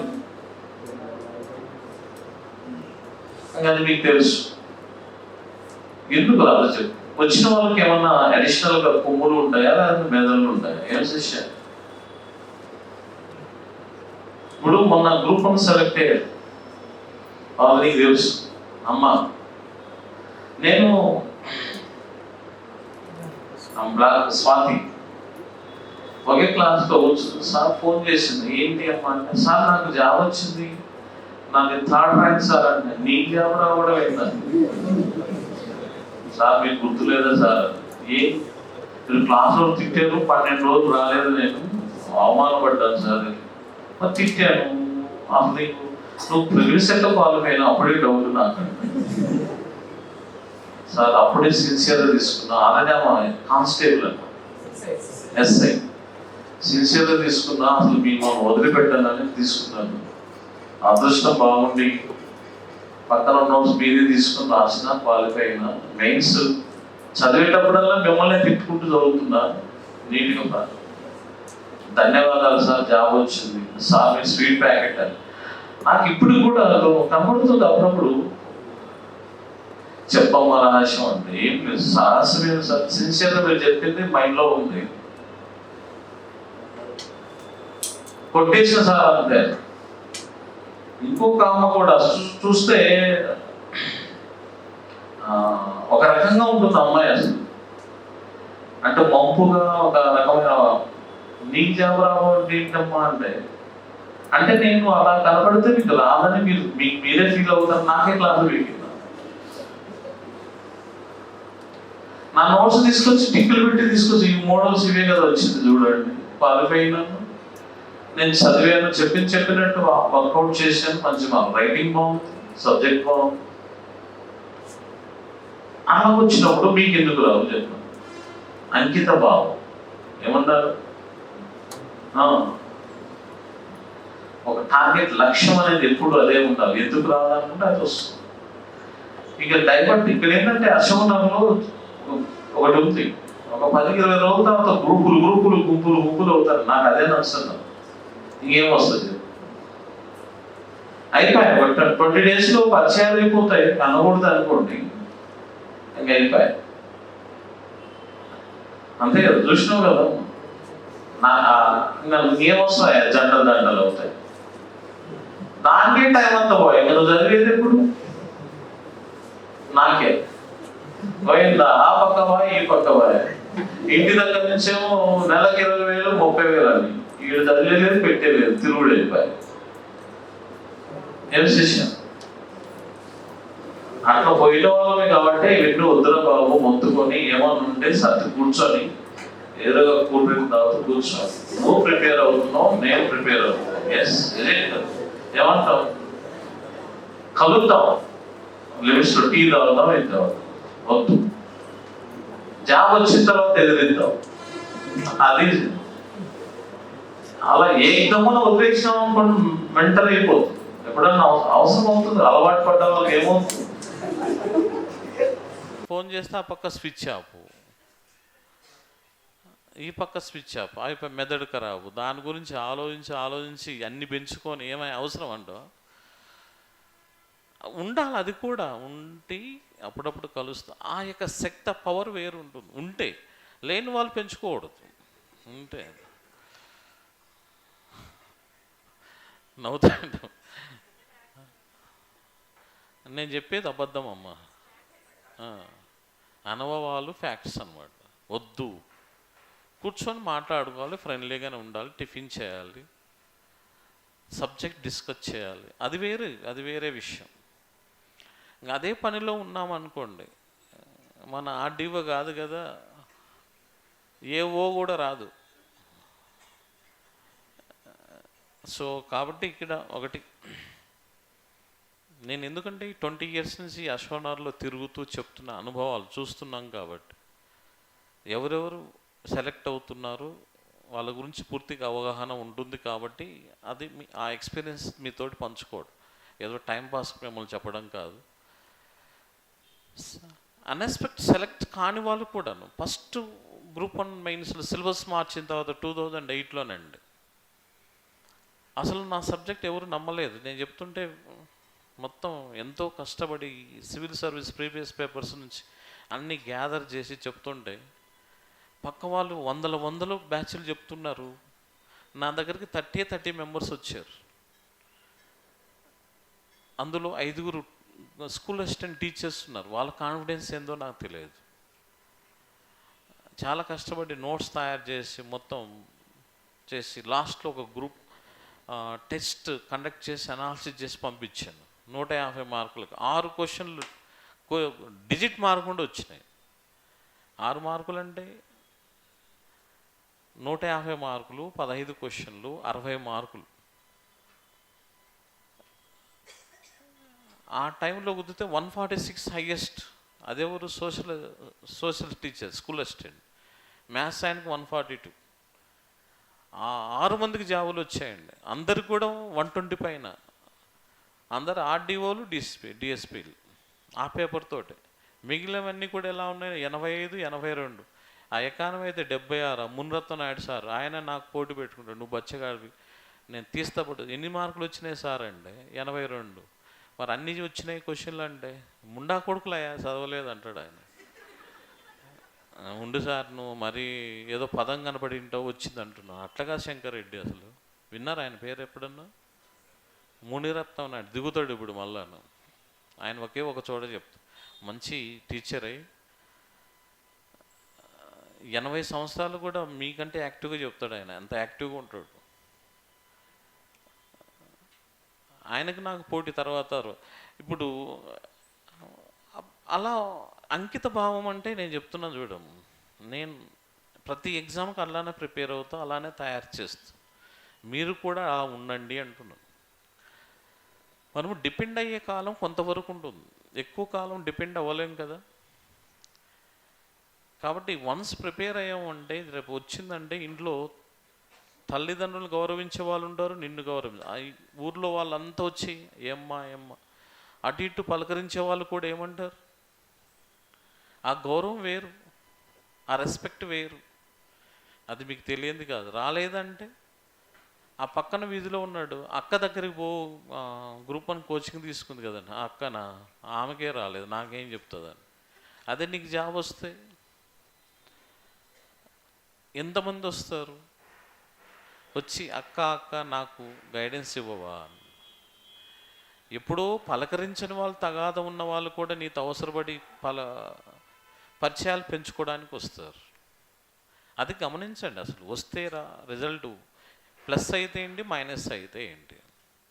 సరేలేండి, ఇప్పుడు మనం ఈ సిరీస్ పాయింట్ ఆఫ్ వ్యూలో మనం గమనించినప్పుడు సబ్జెక్ట్ మీద అవగాహన పెంచుకునేటప్పుడు బేసిక్స్ మీద పూర్తిగా మనకి ప్రాపర్గా పర్ఫెక్ట్గా ఉంటే డెఫినెట్గా మనం యాస్టీస్ మార్క్స్ తెచ్చుకోవడానికి అవకాశం ఉంటుంది.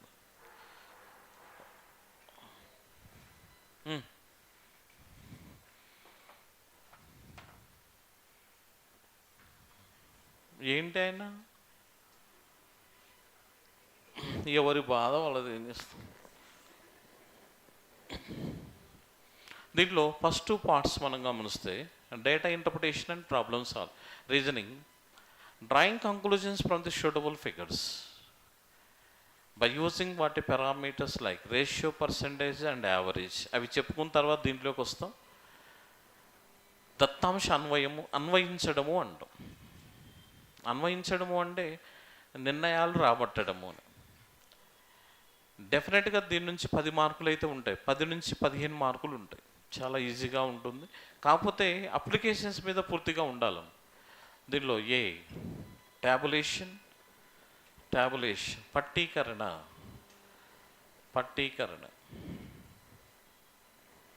రెండవది బార్ డయాగ్రమ్స్,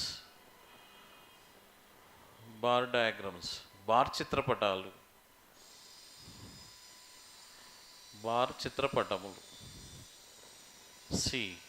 లైన్ గ్రాఫ్స్. మీ దగ్గర ఉన్నాయి, రాయన అవసరం లేదు, చెప్తున్నాను చూడండి. రేఖా చిత్రపటము. And D is nothing but pie chart. వృత్తాకార చిత్రపటం. దీని నుంచి అడిగే వాని మీద డిపెండ్ అయి ఉంటుందమ్మా. 2 క్వశ్చన్లు ఇస్తే 10 మార్క్స్ ఉంటుంది. దీని నుంచే 10 మార్క్స్ మనం ఈజీగా ఆన్సర్ చేయడానికి అవకాశం. ఛాయిస్ కూడా ఉంటాయనుకో, ఇంకోటి కూడా ఇవ్వచ్చు, అది వేరే విషయం. దీన్ని ఏమంటాం, డేటా ఇంటర్ప్రిటేషన్ అని. దీని కాంబినేషన్లో ఇది first unit number 1. Unit 1 and 2. 1లో ఉంటుంది, 2లో ట్యాబులేషన్ వస్తుంది. 1 and 2 కాంబినేషన్ అది. యూనిట్ 2 మనకి analytical reasoning and logical reasoning 2 combination ఉంటుంది. Analytical and logical reasoning. దీని నుంచి మీకు 5 to 7 marks, some 6 to 8 marks మీకు రావడానికి అవకాశం. దాంతోపాటు ప్రిలిమినరీలో చాలా ఇంపార్టెంట్. దీని నుంచి 10 to 12 మార్క్స్ ఉంటుంది. దేంట్లో ప్రిలిమ్స్ చాలా ఇంపార్టెంట్. ఇదేమో మెయిన్స్ అన్నమాట. ఇక్కడే ప్రిలిమ్స్ మొత్తం మనకి కవర్ అవుతుంది. Analytical reasoning and logical reasoning. Analytical reasoning అంటే group of topics, mental ability. దీంట్లోనే డిఫరెంట్ టాపిక్స్ వస్తాయి.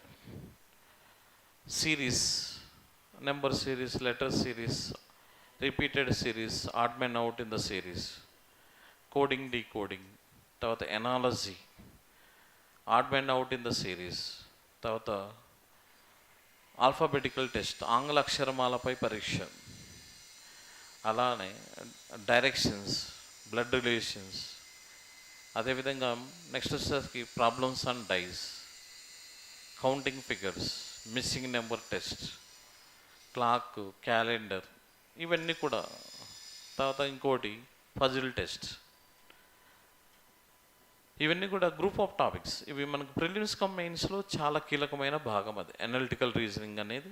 ఈ అనలిటికల్ రీజనింగ్ నుండి నాకు తెలిసి అయితే మెయిన్స్లో తక్కువగా ఉంటాయి. మెయిన్స్లో ఇక్కడ నుంచి రావడానికి మీకు 2 నుంచి 4 మార్కులు ఉంటాయి. ఇక్కడనేమో 4 నుంచి 6 మార్కులు రావడానికి అవకాశం. ఇక లాజికల్ రీజనింగ్ అంటే ఏం లేదు.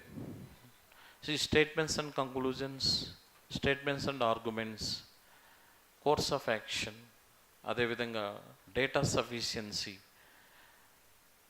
స్టేట్మెంట్స్ అండ్ వాటి ఈ టైప్ ఆఫ్ క్వశ్చన్స్ దాంట్లో రావడానికి అవకాశం. లాజికల్ రీజనింగ్ అంటే అది statements, conclusions, statements and arguments, course of action and also what assertion and reason, ఈ డిఫరెంట్ టాపిక్స్ ఉంటాయి.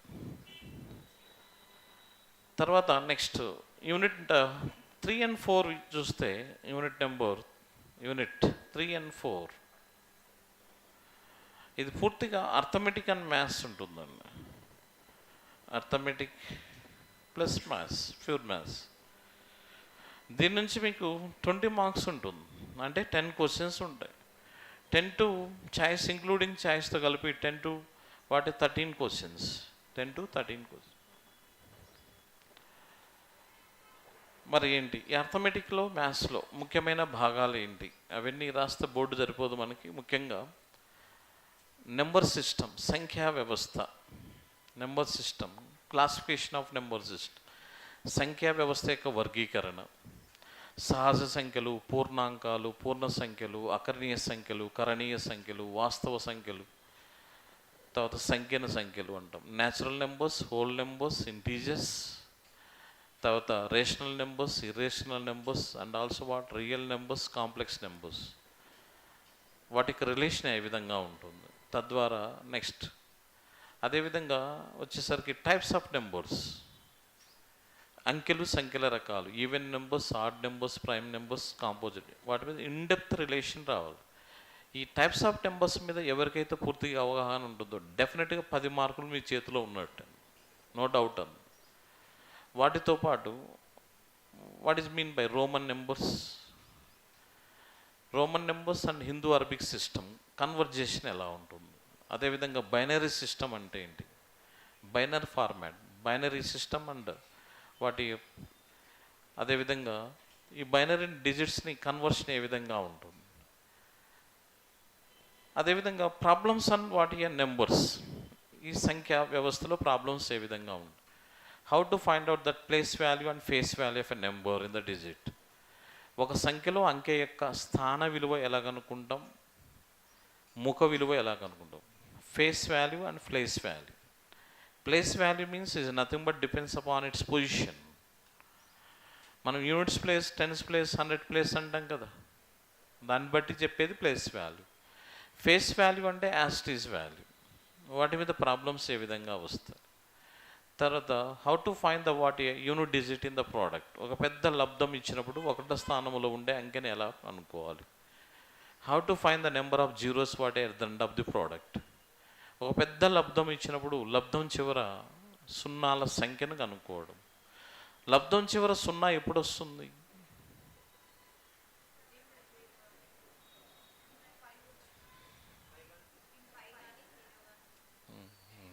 సన్యాసి కలిస్తే ఏమొస్తుంది కానీ బుడితే తప్పితే 0 into 0 0 వస్తుంది. 5 into 2 what 10, 5 4s 20, 5 6s 30. The unit digit is 0. That means ఎప్పుడు వస్తుంది end of the 0 will be the end of the what a product means, that is nothing but the product of 5 and any even number. 5 మరియు ఏ సరి సంఖ్యను చేసినా కూడా లబ్ధం చివర 0 వస్తుంది. లబ్ధం చివర సున్నాల సంఖ్యను, ఎన్ని సున్నాలు ఉన్నాయి కనుక్కోవడం ఎలా. అదేవిధంగా మనకి దీంట్లో యూనిట్ డిజిట్ని ఎలా ఫైండ్ అవుట్ చేయాలి, తర్వాత డివిజిబిలిటీ ప్రిన్సిపల్స్ మీద ప్రాబ్లమ్స్ ఎలా వస్తాయి, భాజనీయత సూత్రాలు అంటాం. మరి ఇక్కడ రావాలంటే టేబుల్స్ అనేవి అవసరం అవుతాయి. అదేవిధంగా రిమైండర్ థియరం, శేష సిద్ధాంతం అంటే ఏంటి, దాని మీద ప్రాబ్లమ్స్ ఏ విధంగా ఇది నెంబర్ సిస్టమ్, వాటికి సంబంధించిన మోడల్స్. అదేవిధంగా how to find the number of factors of certain number, ఒక సంఖ్యకు గల కారణాంకాల సంఖ్యని ఎలా కనుక్కోవాలి, ఆ సంఖ్యకు కారణాంకాల మొత్తం ఎంత. ఇప్పుడు ప్రైమ్ నెంబర్ అనుకోండి, prime number means when did we say that the number is set to be prime. ఒక సంఖ్యను, ప్రధాన సంఖ్యని ఎప్పుడు అంటాం, ఖచ్చితంగా 2 కారణాంకాలు ఉంటే అది ప్రధాన సంఖ్య అవుతుంది. A number which has exactly two factors, they are called what a prime numbers, or otherwise they are called composite numbers.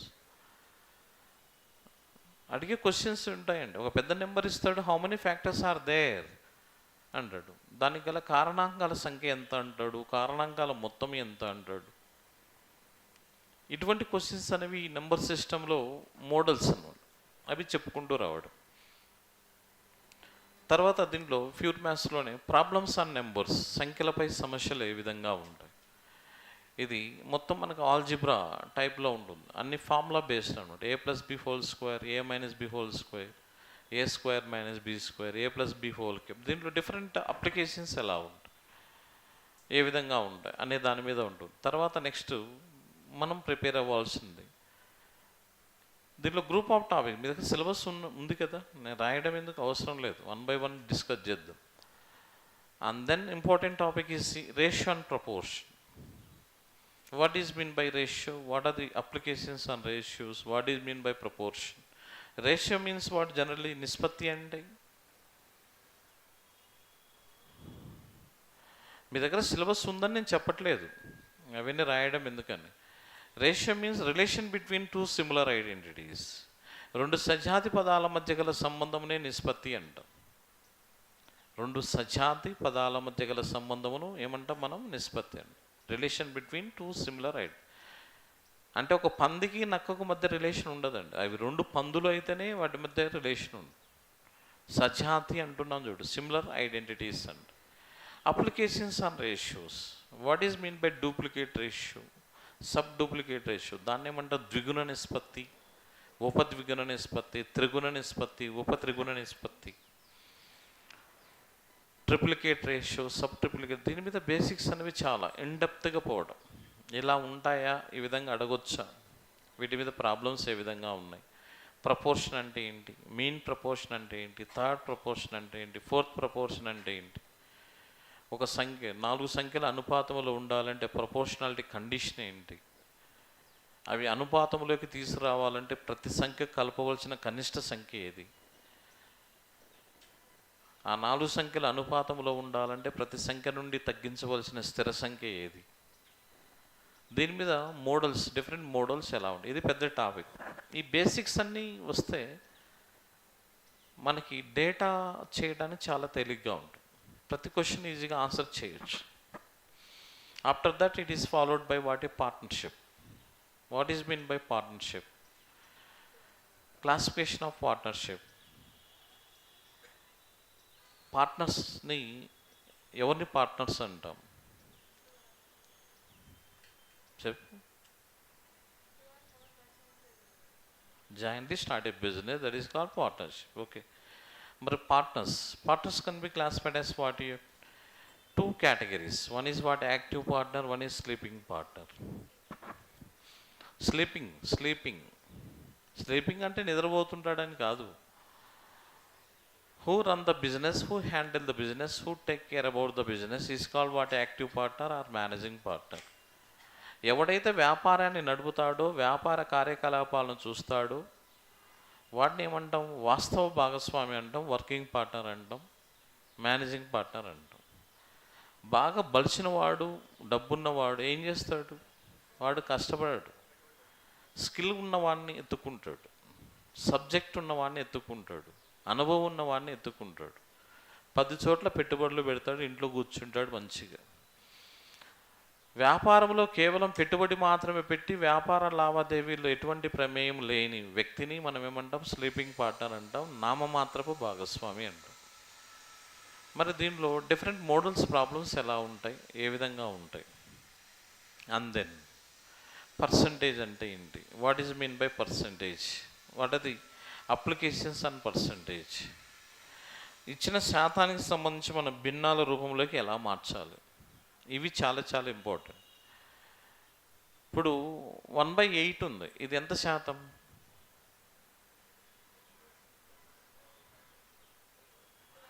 1/3 అంటే ఎంత శాతం కదా? మీ రిజర్వేషన్ కాబట్టి గుర్తుపెట్టుకున్నారు, అంతే కదా? మహిళల రిజర్వేషన్ 1/3 అంటే ఎమ్మటే చెప్పేసి, 1/6 అంటే 1/6. అవి రావాలి 16.6 చేయడం. 1/7 అంటే 14.28, 1/8 అంటే 12.5, అంత 12.5, 12.5 ఇవి రావాలి, ఈ కన్వర్షన్స్ రావాలి. మరి వేటికి 100% ఉపయోగిస్తాము అనేది కూడా రావాలి. Base value is always 100%, initial value is always taken as 100%, principal amount is always treated as 100%, the cost price of the article is always treated as 100%, the market price of an article is always treated as 100%. ఒక వస్తువుపై ప్రకటన వెల, ముద్రిత వెల, అది ఎప్పుడు కూడా ఏమవుతుంది, 100%. ఈ applications అన్నీ రావాలండి. ఇవన్నీ వస్తే నాన్ మ్యాథ్స్ అనేది ఉండదు. డెఫినెట్గా యాస్టిస్ మార్క్స్ దిగిపోతాయి, పెద్ద ఇష్యూ కూడా కాదు. And then profit and loss, వాటి మీద ప్రాబ్లమ్స్ ఏ విధంగా ఉంటాయి. ఈ ప్రాఫిట్ అండ్ లాస్లో ఏది 100%, కాస్ట్ ప్రైస్ ఈజ్ ఆల్వేస్ 100%. వాడు ఏమంటాడంటే జనరల్గా ఒక వస్తువును 990 రూపాయలకు అమ్మగా వ్యాపారి 10% లాభం పొందుతాడు. అయితే ఆ వస్తువు కొన్న వెల ఎంత? By selling an article for 990 rupees man gains 10% profit on that. What ఈ కాస్ట్ ప్రైస్? 990 రూపాయలకు అమ్మాడంటే వానికి ఎంత లాభం వచ్చింది అంటున్నాడు? 10% లాభం అంటే 110% ఈక్వల్ టు వాట్ 990 అని అర్థం. Cost price always 100. ఏం లేదు, 2 మార్కులే కదా మనకి, 2 స్టెప్పులు ఇస్తే సరిపోయి, నథింగ్ ఈజ్ దేర్. సాగది అది అనుకో, ఇది అనుకో, అక్కడ రా ఇక్కడ రా ఉండకూడదు. ఏముండాలి? అటాక్ అనమాట. 2 మార్కులే కదా. By selling an article for 990 a man gains 10% profit on it, then that is nothing but 110%. 110% equal to 990, then 100%. Cost price is always equal to what? 100% ఎంత? ఎన్నిసార్లు పోతుందమ్మా ఇది? అందుకే టేబుల్స్ రావాలని. 10 రూపాయలు ఉంటుంది, ఏదది ఎక్కాల బుక్కు, అర్థమవుతుందని చెప్పి. అవి రాకపోతే ఇప్పుడు నువ్వు ఆమెను చూస్తావు, ఆమె ఆయన చూస్తుంది, ఆయన మీకెళ్ళి చూస్తుండు. చూపులు మాత్రమే కలుస్తాయి కానీ ఏమన్నా ఉంటుందా? రిజల్ట్ రాదు. ఏమై ఆ చూపులు మళ్ళీ నెక్స్ట్ నోటిఫికేషన్ వరకు కలుస్తాను ఉంటాయి. ఏమన్నా ఉపయోగమా? ఎవరో ఫీల్ అవుతారని కాదు, బెడ్షీట్ కప్పుకోవాలి, ఎక్కని చదువుతుండాలి. 9:1 9 9:2 ఏమై ఒకడెవడో ఫీల్ అవుతున్న కోసిగాడు, మనకు అవసరమా చెప్పు? మనకు రావాలి కదా. ఇప్పుడు నీకు 9 రాలేదనుకో, నువ్వు ఆమెను చూసావు, నీకెళ్ళి ఆమె ఎప్పుడెప్పుడు చెప్తామని నీకెళ్ళి చూస్తుంటుంది. మీ ఇద్దరు కలిసి ఆ పక్కన చూస్తారు. ఆ సార్ అంతే, ఎవరు చెప్పాలి? ఎమ్మటి శంకరెడ్డి సార్ గుర్తొస్తాడు. పని అన్నీ చెప్పిండు కానీ ఎక్కాలు ఎందుకు చెప్పలేదు? మరి దారుణం అది కదా, తిట్టుకోవడం. ఏపో ఆయన సరిగ్గా ఎక్కాలు కూడా చెప్పలేదంటే ఎవడన్నా చూస్తే నీకు అవి కూడా రావమ్మా అంటారు. సో కాబట్టి చాలా బాగుంటుందండి. మీ సబ్జెక్టుతో పోలిస్తే, సరే మిగతా వాళ్ళని కామెంట్ చేయండి కానీ ఇంట్రెస్టింగ్గా ఉంటుంది. రెగ్యులర్గా అప్రోచ్ అవుతాయి. మనం ఎక్కడ ఫార్ములాస్ ఉపయోగించేది ఉండదు, ఎక్కడ ఫార్ములాస్ ఉండవు. మరి ఎట్లా చేస్తామంటే అప్లికేషన్ సబ్జెక్ట్ ఇదే. ఇక్కడ ఫార్ములా ఉపయోగించామా?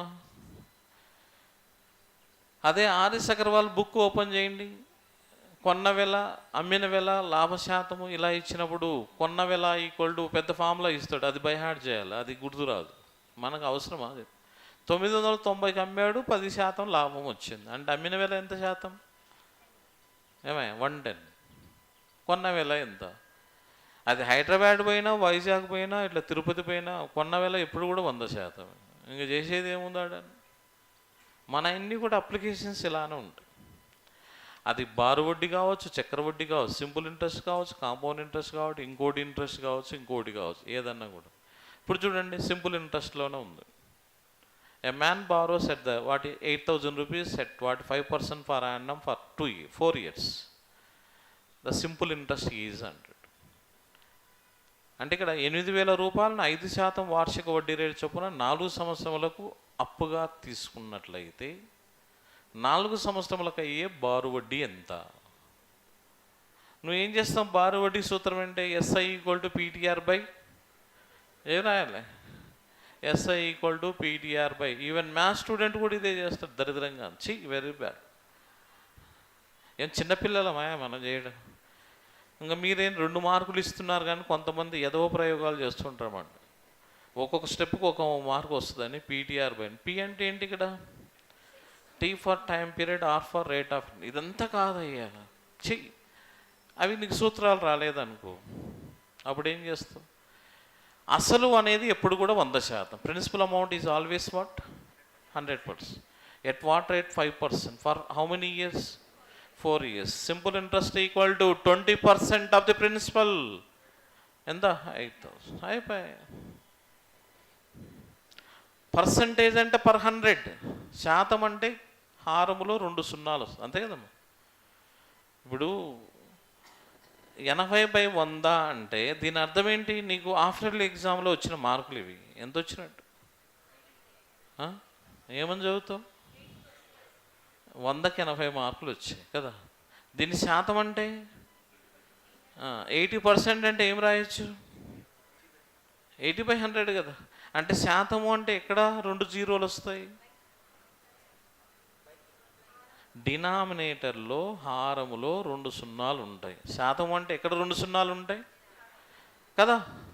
ఈ శాతానికి 2 సున్నాలు కొట్టేసినాం అనుకోండి, మళ్ళీ కింద రాసి ఇంకైపోయి 20% అంటే 20/100 రాసి మళ్ళీ కొట్టేయకుండా ఆయన ఇచ్చే 2 మార్కులకు అవసరమా? ఆన్సర్ ఇప్పుడు ఎంత? 2 పోతే 20 80లు ఎంత? 1600.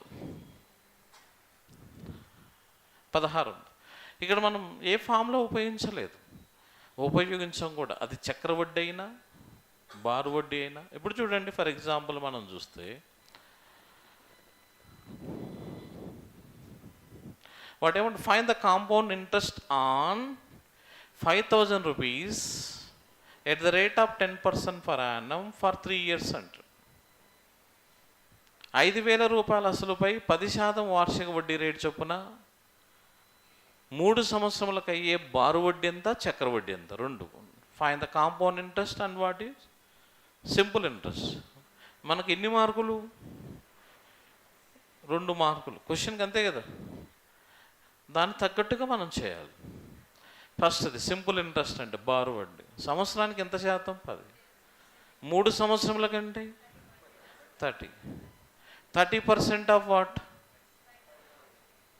మూసుకొని మనకు మార్కులు వేయాలి. ఎవడి కోసం వేస్తా? అయిపోయింది. ఈ PTR/100 ఉండవు, ఏముండవు. ఇక కాంపౌండ్ ఇంట్రెస్ట్ అంటే ఏంటి? అసలు కాంపౌండ్ ఇంట్రెస్ట్ అంటే ఏంటి? ఇంట్రెస్ట్ ఆఫ్ అంతే నీకు నువ్వు క్రియేట్ చేసుకున్నావా లేకపోతే ఎక్కడైనా చదివినావా? మంత్లీ ఉండదు. అప్పుడు ఇప్పుడు కాదు కానీ చెప్పు, వాస్తవం చెప్పు.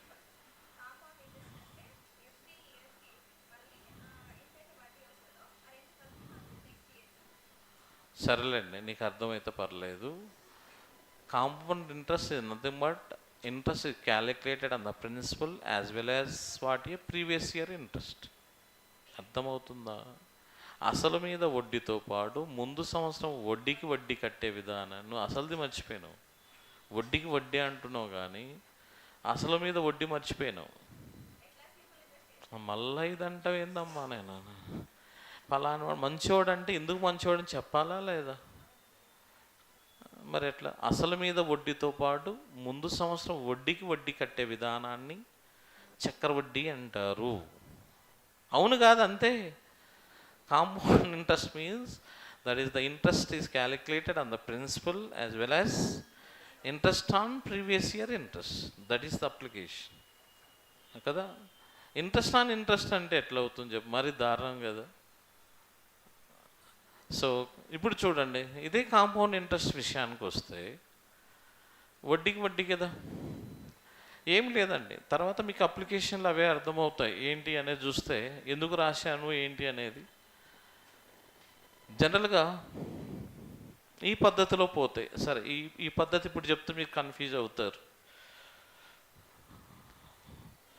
What is the annual interest on the principal year? 10% of 5,000. 1% equal 2 zeros. Then ఎంత అయ్యా? 500.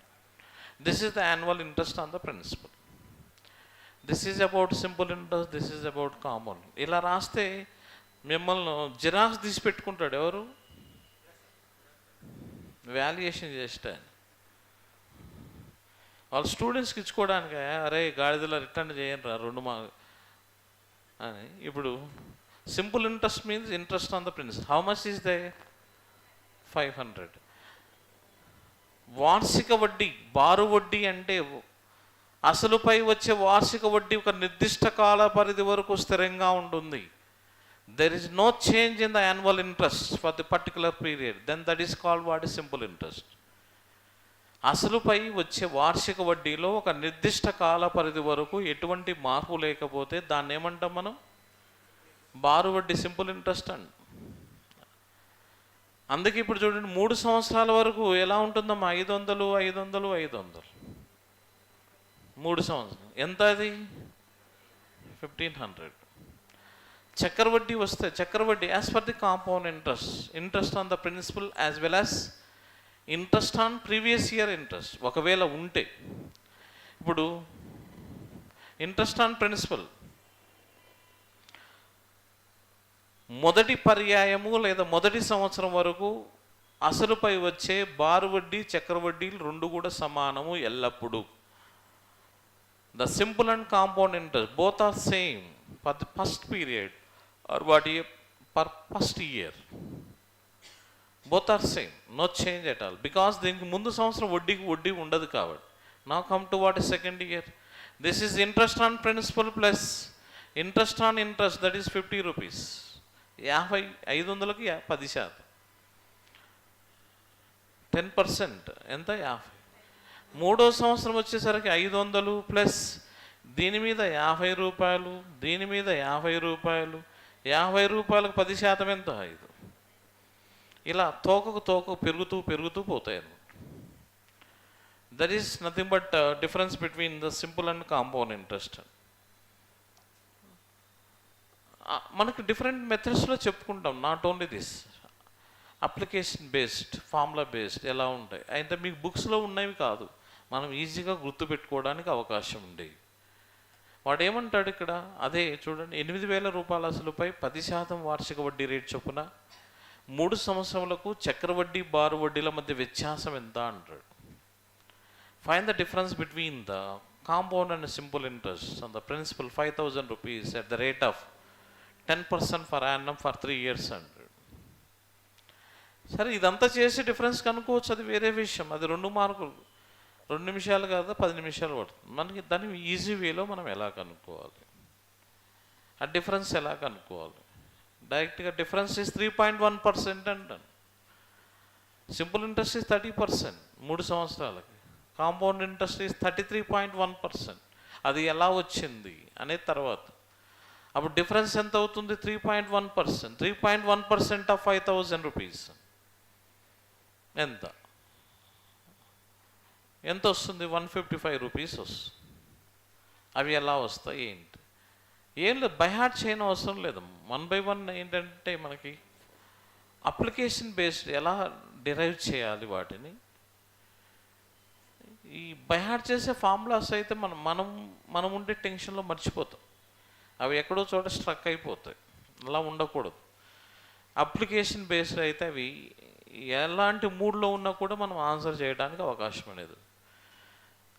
ఆ తదుపరి next topics time and distance. అంటే టైమ్, స్పీడ్, డిస్టెన్స్, దానిలో ఉన్న సబ్ టాపిక్స్ ఏంటి?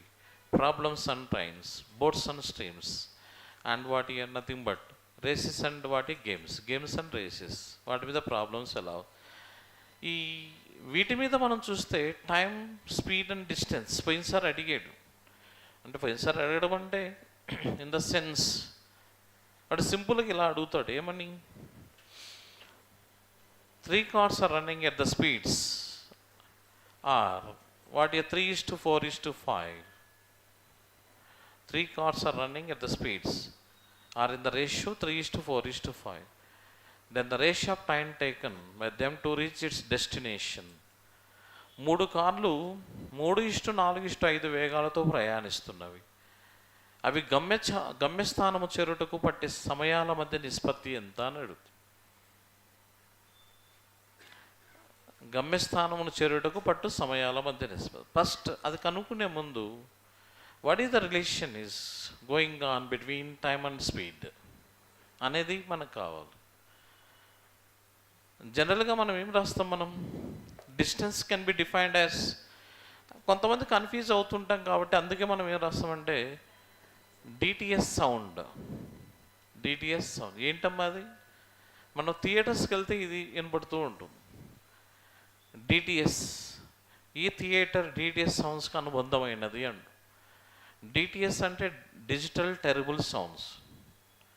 దాన్ని మనం మన కన్వీనియంట్గా ఏ విధంగా తీసుకుంటాం, D=T/S.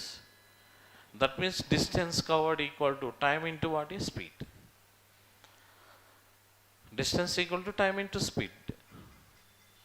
సరే, వాటికి యూనిట్స్ ఏంటి అవన్నీ కావాలి మనకి. కన్వర్షన్ ఏంటి, ఏ విధంగా ఉంటాయి. How to find the distance mean it is the product of what ఈ టైమ్ అండ్ వాట్ ఈ స్పీడ్ అంట. ప్రొడక్ట్ ఆఫ్ వాట్ ఈ టైమ్ అండ్ వాట్ ఈ స్పీడ్. జనరల్గా చూస్తే then time equal to what, D/S. D and S are what? Inversely proportion, విలోమం. అంటే ఇక్కడ టైము స్పీడ్ రెండు కూడా ఎలా ఉంటాయి, విలోమానుపాతంలో ఉంటాయి, ఇన్వర్స్లీ ప్రపోర్షన్.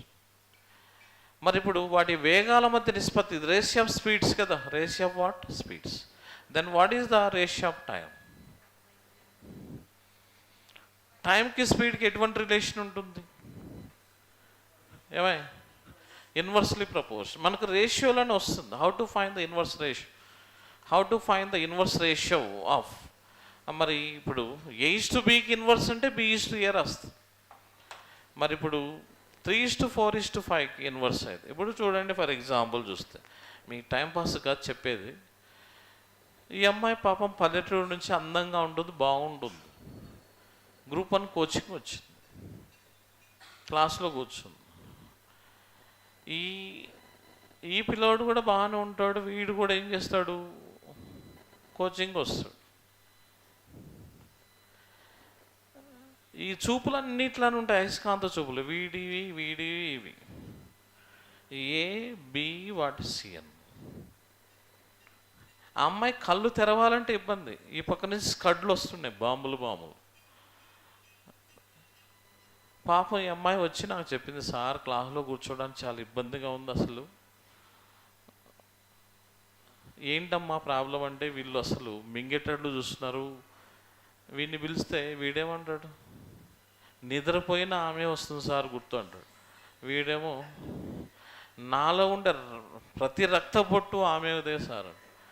ఏడైతే ఇక అసలు ఇది సార్ అండి, ఏమిదిరా అంటే ఏం లేదు.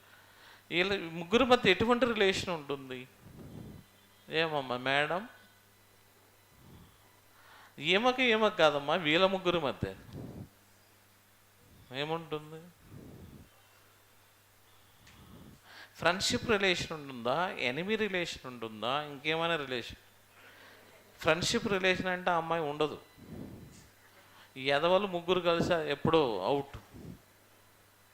అంటే అంతగా తెగించి చెప్తున్నారు ట్రూ లవ్ అంటే, వాళ్ళ మధ్య ఎటువంటి రిలేషన్ ఉంటుంది? ఎనిమీ రిలేషన్ ఉంటుంది. వీళ్ళిద్దరిని చూస్తే వీడికి ఎక్కడో మండుతుంది. ఏమే, ఏకి ఎవరు శత్రువులు? BC. బికి ఎవరు శత్రువులు? AC. సికి ఎవరు శత్రువులు? ఇదే ఇక్కడ విలోమం అంటే ఎనిమీ రిలేషన్. నేను టైంపాస్ చెప్పలే, అర్థమవుతుందా? ఇన్వర్స్ అంటే ఏంటి ఇక్కడ? ఎనిమీ. ఈ మూడుకి ఎవరు శత్రువులు? 4, 5 అంటే 4, 5 ఎంత? 20. 4కి ఎవరు శత్రువులు అంటాం? 15. 5కి ఎవరు శత్రువులు? అయిపోయి, అదే ఆన్సర్. ఎనిమీ రిలేషన్ అని. మళ్ళీ నువ్వు 1/AC ఇది చేసి ఎల్సిఎం తీసుకొని లేనిపోని చేసి ఆ ఎల్సిఎం రాక నువ్వు ఆమెను చూసి, మీ ఇద్దరు ఆమెను చూసి, మేము ముగ్గురు కలిసి ఈయనను చూస్తే ఈయనేమో మీరేమని చెప్తారని ఆయన చూస్తూ అందరు కలిసి దాన్ని నానా కూని చేసి, అర్థమవుతుందా?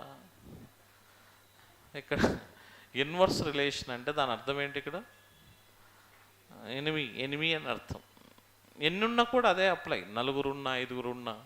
నేను అందుకే ప్రతిసారి చెబుతుంటే ఈ పాఠం చెప్తున్నాడా, ఈ లవ్ ఏంది, ఇదేంటి, అది గుర్తుంటుందని అలా అవి చేసేటప్పుడు ఓ ఇదేదో చెప్పాడు కదా ఒకసారి అది చూస్తే బాగుంటుందనే ఉద్దేశం. 20:15 వాటి ఇలాంటి ప్రాబ్లం. టైమ్ అండ్ డిస్టెన్స్లో ముఖ్యంగా కన్వర్షన్ ఎలా ఉంటుంది? Conversion of speeds, km/h to m/h, m/s to km/h. దాని మీద వచ్చే డిఫరెంట్ మోడల్స్ ఎలా ఉంటాయి? అదేవిధంగా ప్రాబ్లమ్స్ అండ్ ట్రైన్స్, తర్వాత బోట్స్ అండ్ స్ట్రీమ్స్, తర్వాత అదేవిధంగా ఆటలు మరియు పరుగు పందెములు, వాటి మీద ప్రాబ్లమ్స్ ఎలా ఉంటాయి? అదేవిధంగా నెక్స్ట్ టాపిక్ వచ్చేసరికి మనకు టైం అండ్ వర్క్ అనమాట, కాలము పని. మనకు తెలియని అంశాలు ఏంటంటే, ఒక ప్రోగ్రెషన్స్ అని చదివి ఉన్నారు కదా, ఏమే స్కూల్కి పోతే చదివి ఉంటారేమో. శ్రేణులు అని విన్నారా? వినలే? నువ్వు ఎక్కడమ్మా 10th? స్కూల్ ఎడ్యుకేషన్ ఇక్కడే కదా, ఏపీలోనైనా తెలంగాణ లేదా? వినలే? ప్రోగ్రెషన్స్ అని విన్నావా? ఏమేమి ఉంటాయి?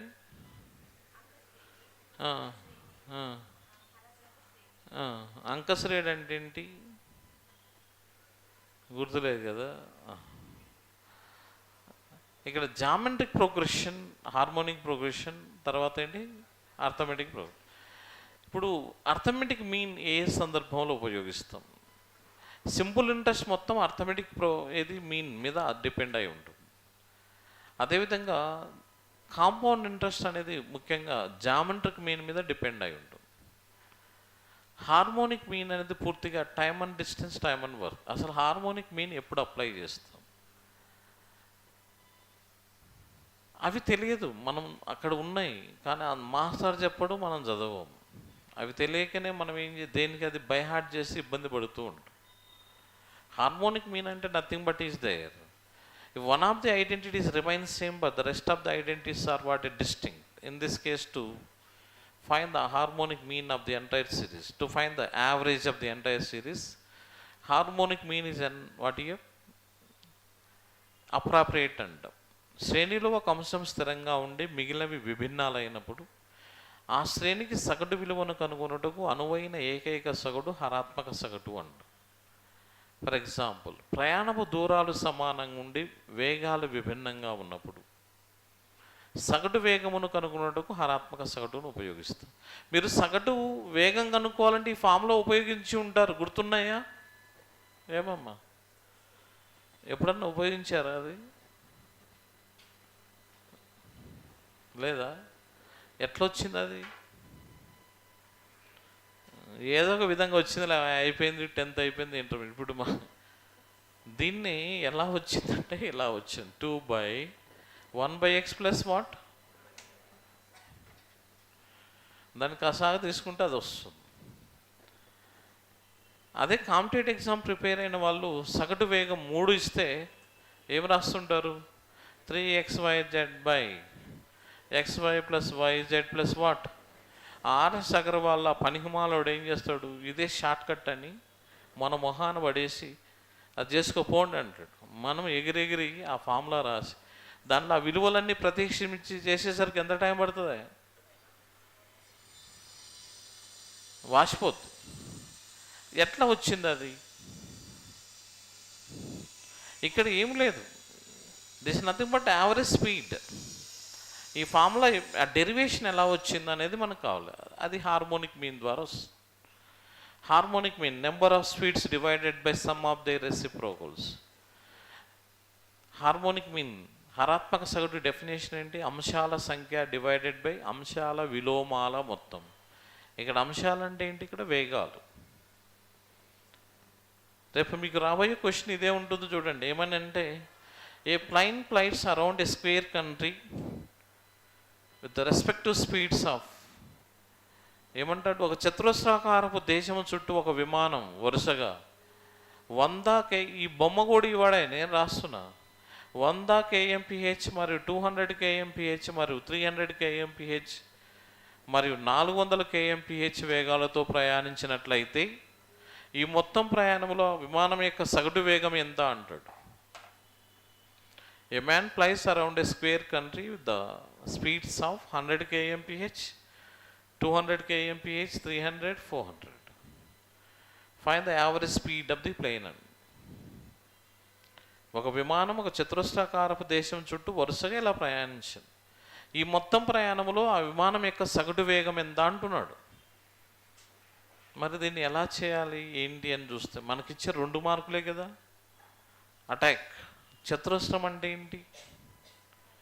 What is mean by square? 4 భుజాల పొడవులు సమానము, ఎదురెదురు భుజాల పొడవులు సమానాలు మరియు సమాంతరం. All sides are equal. Yes, opposite sides are equal and వాటి ప్యారలల్. అంటే ఈ విమానం ప్రతివైపు ప్రయాణించిన దూరం ఎలా ఉంది? సమానం. ప్రయాణపు దూరాలు సమానంగా ఉండి విభిన్న వేగాలను కలిగి ఉన్నట్లయితే ఈ సందర్భంలో సగటు వేగమును కనుగొనుటకు అనువైన సగటు హరాత్మక సగటు. పెట్టుబడి స్థిరంగా ఉండి కొన్న రేట్లు వేరువేరుగా ఉన్నప్పుడు సగటు రేటును కనుగొనడానికి అనువైన ఏకైక సగటు హరాత్మక సగటు. The investment is same but the rates are what it distinct.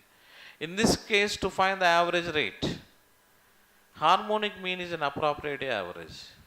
Work done is same but the time taken is distinct. Then in this case to find the average time, harmonic mean is an appropriate average. ఏది చేసిన పని స్థిరం కానీ చేయడానికి పట్టిన సమయాలు వేరువేరుగా ఉన్నప్పుడు సగటు సమయమును కనుగొనుటకు హరాత్మక సగటు అనువుగా ఉంటుంది. ఇవి సబ్జెక్ట్ అంటారు.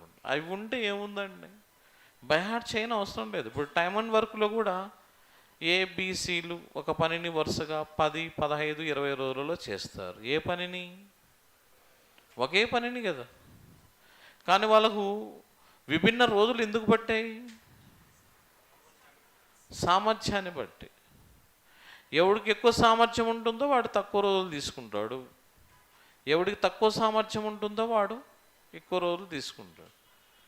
మరి ఇక్కడ చేసిన పని ఒకటే, గుంతం తవ్వడం. ముగ్గురు కూడా ఒకే గుంతం తవ్వారు కానీ time taken are distinct. In this case to find the average time, the harmonic mean is appropriate. ఇప్పుడు చూడు, ఇన్ని ఎగ్జాంపుల్ చెప్పాం, ప్రతిదానికి ఒకటే హార్మోనిక్ మీన్ అండి. ఇక్కడ కూడా ఏంటి, విమానం ప్రయాణించిన దూరం అన్ని వైపులా సమానం కానీ వేగాలు విభిన్నాలు. ఈ సందర్భంలో సగటు వేగమును కనుగొనుటకు అనువైన సగటు హరాత్మక సగటు అన్న. As per what a harmonic mean, number of speeds divided by sum of their what a reciprocal. మరి ఇక్కడ మనకి ఈ time and work, time and distance అనేవి ప్యారలల్గా ఉంటాయండి. ఇవి పెద్దగా చేయని అవసరం లేదు. ఇప్పుడు చూడండి, what is the LCM of this? 1, 2, 3, 4 LCM ఎంత? సరే 2 zeros ఎక్స్ట్రా ఉన్నాయి, తర్వాత చూద్దాం ఎంత. దీన్ని కూడా టైం వేస్ట్ చేస్తారు మీరు. ఎంతనే? 24. ఇవి కూడా మన చిన్నప్పుడు మనకి 4వ తరగతిలో చెప్పింటాడు, కింద మీరు చదివి ఉండరు. If the smallest is the factor of the biggest then the biggest is itself is their what LCM. 2 లేదా అంతకంటే ఎక్కువ సంఖ్యలు ఇవ్వబడినప్పుడు చిన్నది పెద్దదానికి కారణాంకమైతే పెద్దది వాటి కసాగు అవుతుంది, చిన్నది వాటి గసాబు అవుతుంది, ఎస్ఎఫ్ అవుతుంది. The smallest is the factor of the biggest then the biggest is itself is their LCM.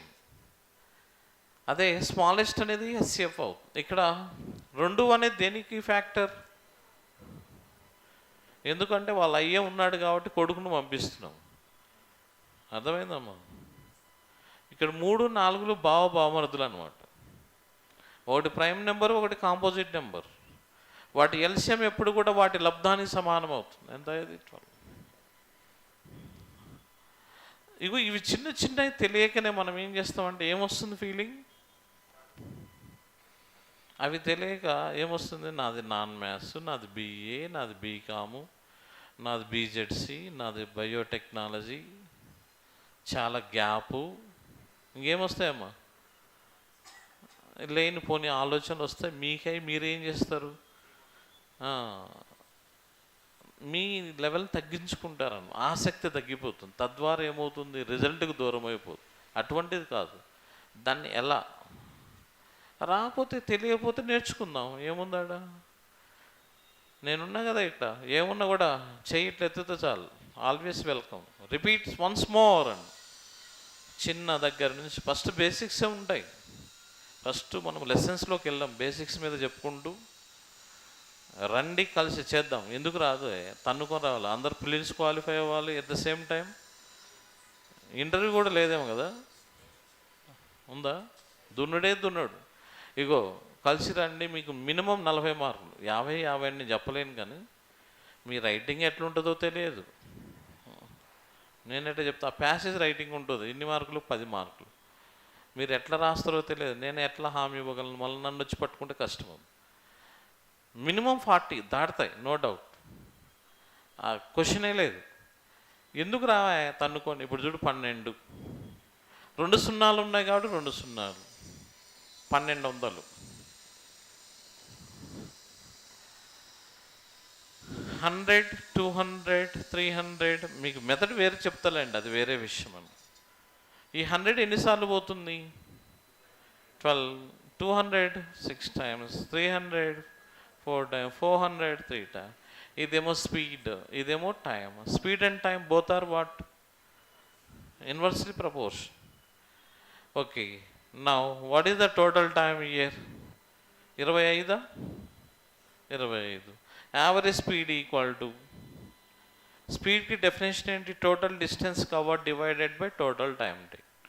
Speed అంటే ఏంటి, డిస్టెన్స్ బై టైం.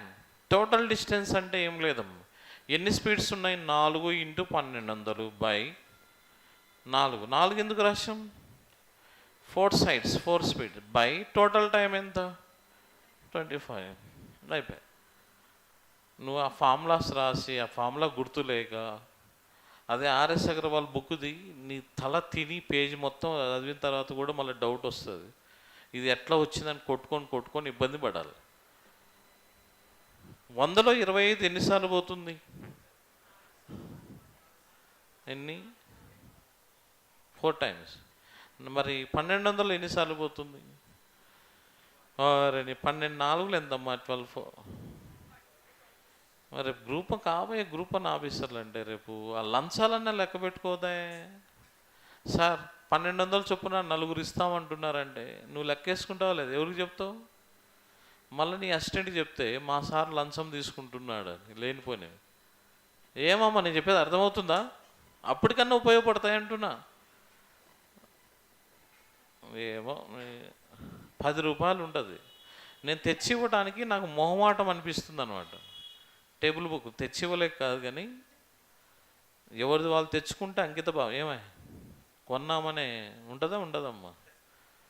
రోజు ఎక్కడ నేర్చుకోండి అయ్యా బాబు. అవి రాకుండా ఎంత నేను మొత్తుకున్నా ఏమవుతుంది? ఇప్పుడు 100లో 25 4 times అన్నావు, మరి 1200లో ఎన్ని టైమ్స్ పోతుంది?